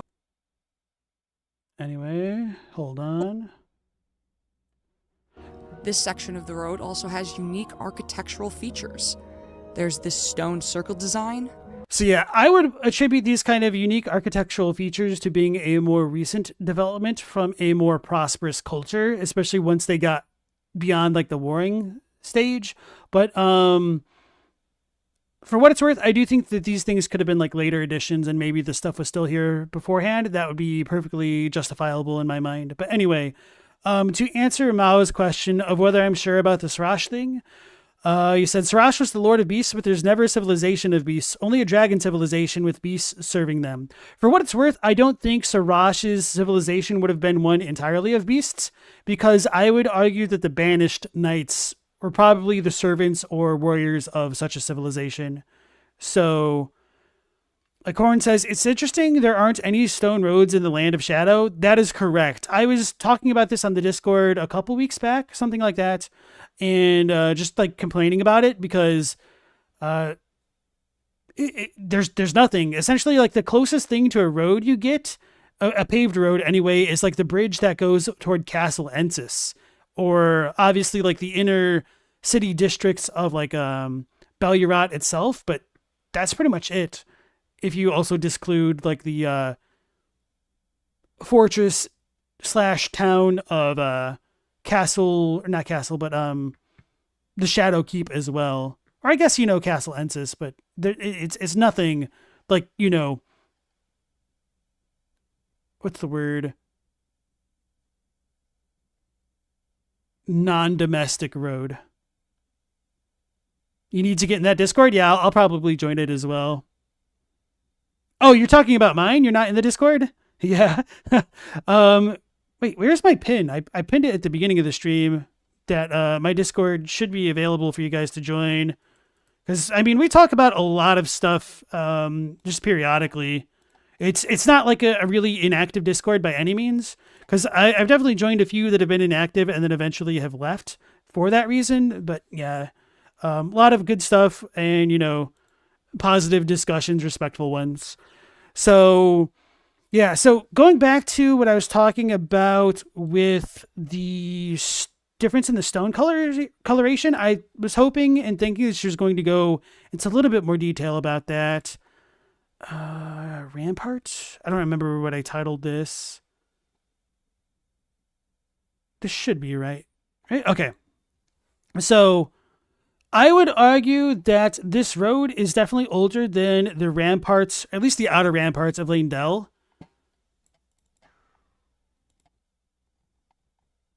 And you could tell by the coloration of it. This type of thing also goes up towards the Divine Towers. You've got like the, as TA would call it, the Sword Saint guy on this bridge.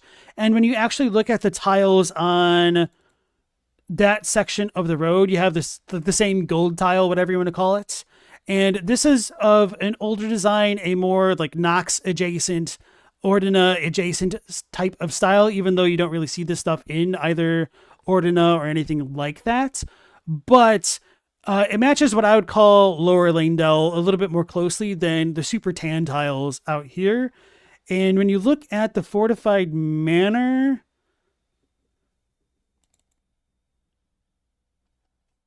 type, okay, like this is inside Lower Langdell. You've got the Sword Saint dude, and obviously this does kind of like come right up to Upper Langdell, but it's also next to the gate. Actually, I guess this doesn't make sense because this is all tan anyway, so maybe they just built up some defenses. It's really frustrating trying to actually piece some things together with like proper archaeology, but it wouldn't be out of the question for the walls to have been renovated and then old statues put back in place. Because we have like misbegotten praying to these statues as well, which could imply a certain amount of age to them. So when you look at the fortified manor, it's of a different type of construction than the rest of it. And Cransax? Let's do fortified manor.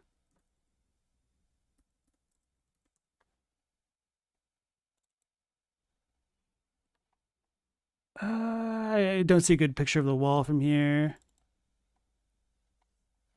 I guess this is close enough, but not exactly. Let me look up Grandsax.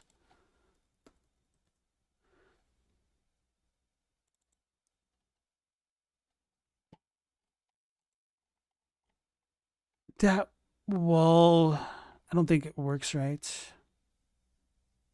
What? I need my actual footage then. So obviously I'm probably beating a bit of a dead horse here, but just want to show it.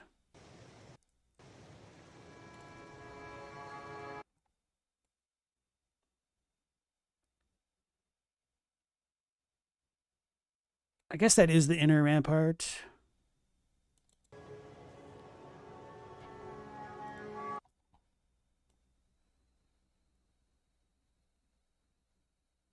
But I thought it looked different elsewhere, so maybe this is just like one section of it that got changed.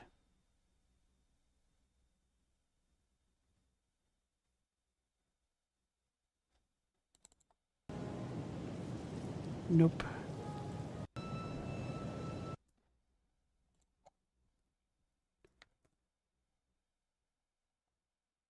Anyway, I don't have like a super handy thing that I can remember off the top of my head. Mal's problem with it is that the beastmen aren't mentioned anywhere outside Fair Missoula, and using beasts on armor is not proof enough, as this could just be symbolism as beasts represent strength. It's not just that, it's that all of the Banished Knight stuff is in all of the towers. Stormvale is arguably more associated with, what's his face? Sarash than it is Godfrey, because when you actually go into Stormvale's throne room,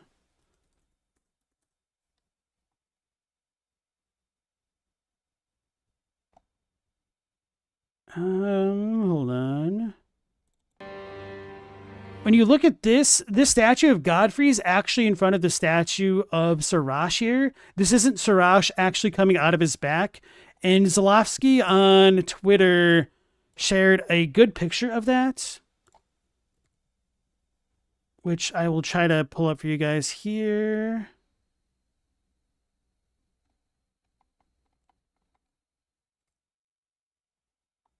Which should be here.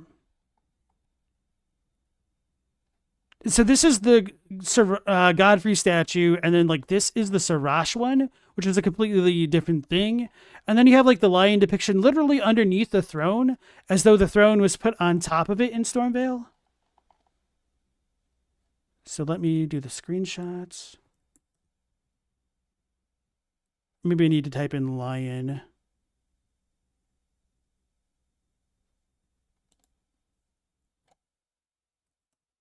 Anyway, okay, here it is. So this is literally underneath the chair that is the throne in Stormvale, and you see this kind of depiction on the fortified manor as well. And we're told from Godric's surcoat that the lion does depict Sarash specifically, and this is the same type of banner lion that you see within Stormvale itself on the ramparts. Inside the ramparts, it also like Godric is wearing it for whatever reason. So that there's like a lot of small things which leads me to believe that, even though I think it really sucks that we don't have a lot of super tangible evidence that I can point to. It's just all really subtextual, essentially. Misbegotten prey to everything? Maybe.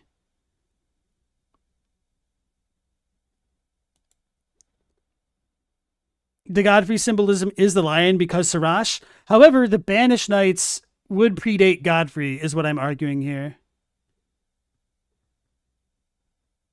Because also the Banished Knights have a depiction of a dragon on top of their head, and they were also said to have served as the wings of the Stormlord, with Commander Niall and O'Neill's Spirit Ash descriptions.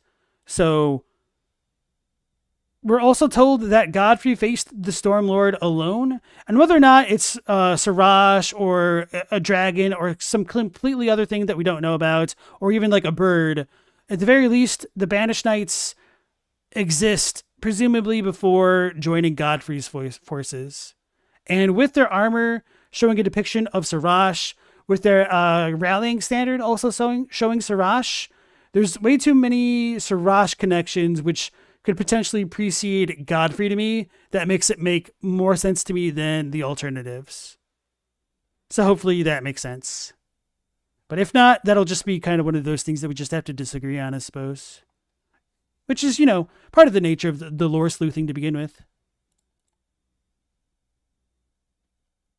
El Degusto says, Pascal's wager is such a wonky false dichotomy. If you don't pray to the right god, you can piss him off by praying to a rando god. That's true. And so the winning move with Pascal's wager is to not play at all. The lion symbolizes Leomon, the Beast King. Well, when life gives you Leomons, you make Eldenade.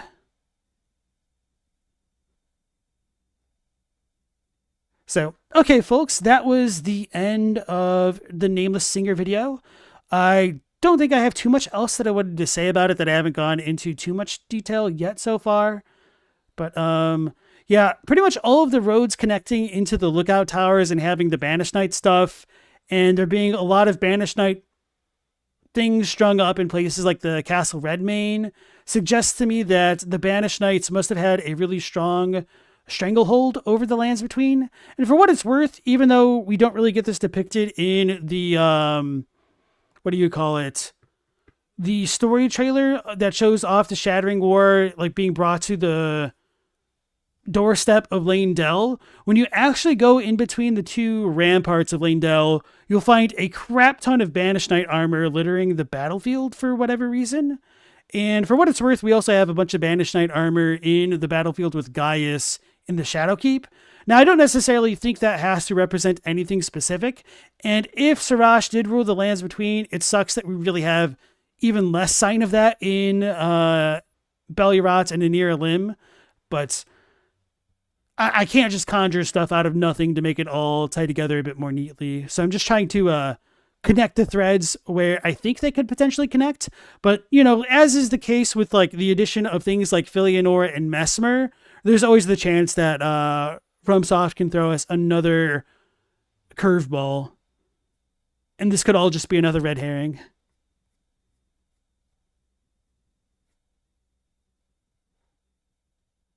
Although you don't think you can adapt to a FromSoft game with jumping, just get good, bro. It's always the quintessential advice, right? Honestly, the jump attacks are extremely powerful, especially if you have like heavy weapons, but they're a little bit more negligible the lighter the weapon that you use. But they're still really good for positioning and avoiding certain enemy attacks.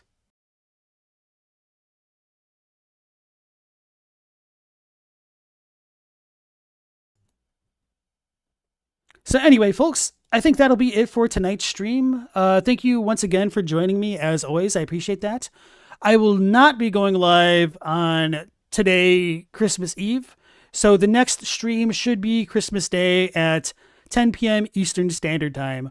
Hopefully I'll see you then, and hopefully I get Baldur's Gate 3 working properly and we won't have any issues. So looking forward to that. I hope you are too. Hopefully we'll catch you then on the next one. So until then, take care. Stay safe. Last Protagonist out.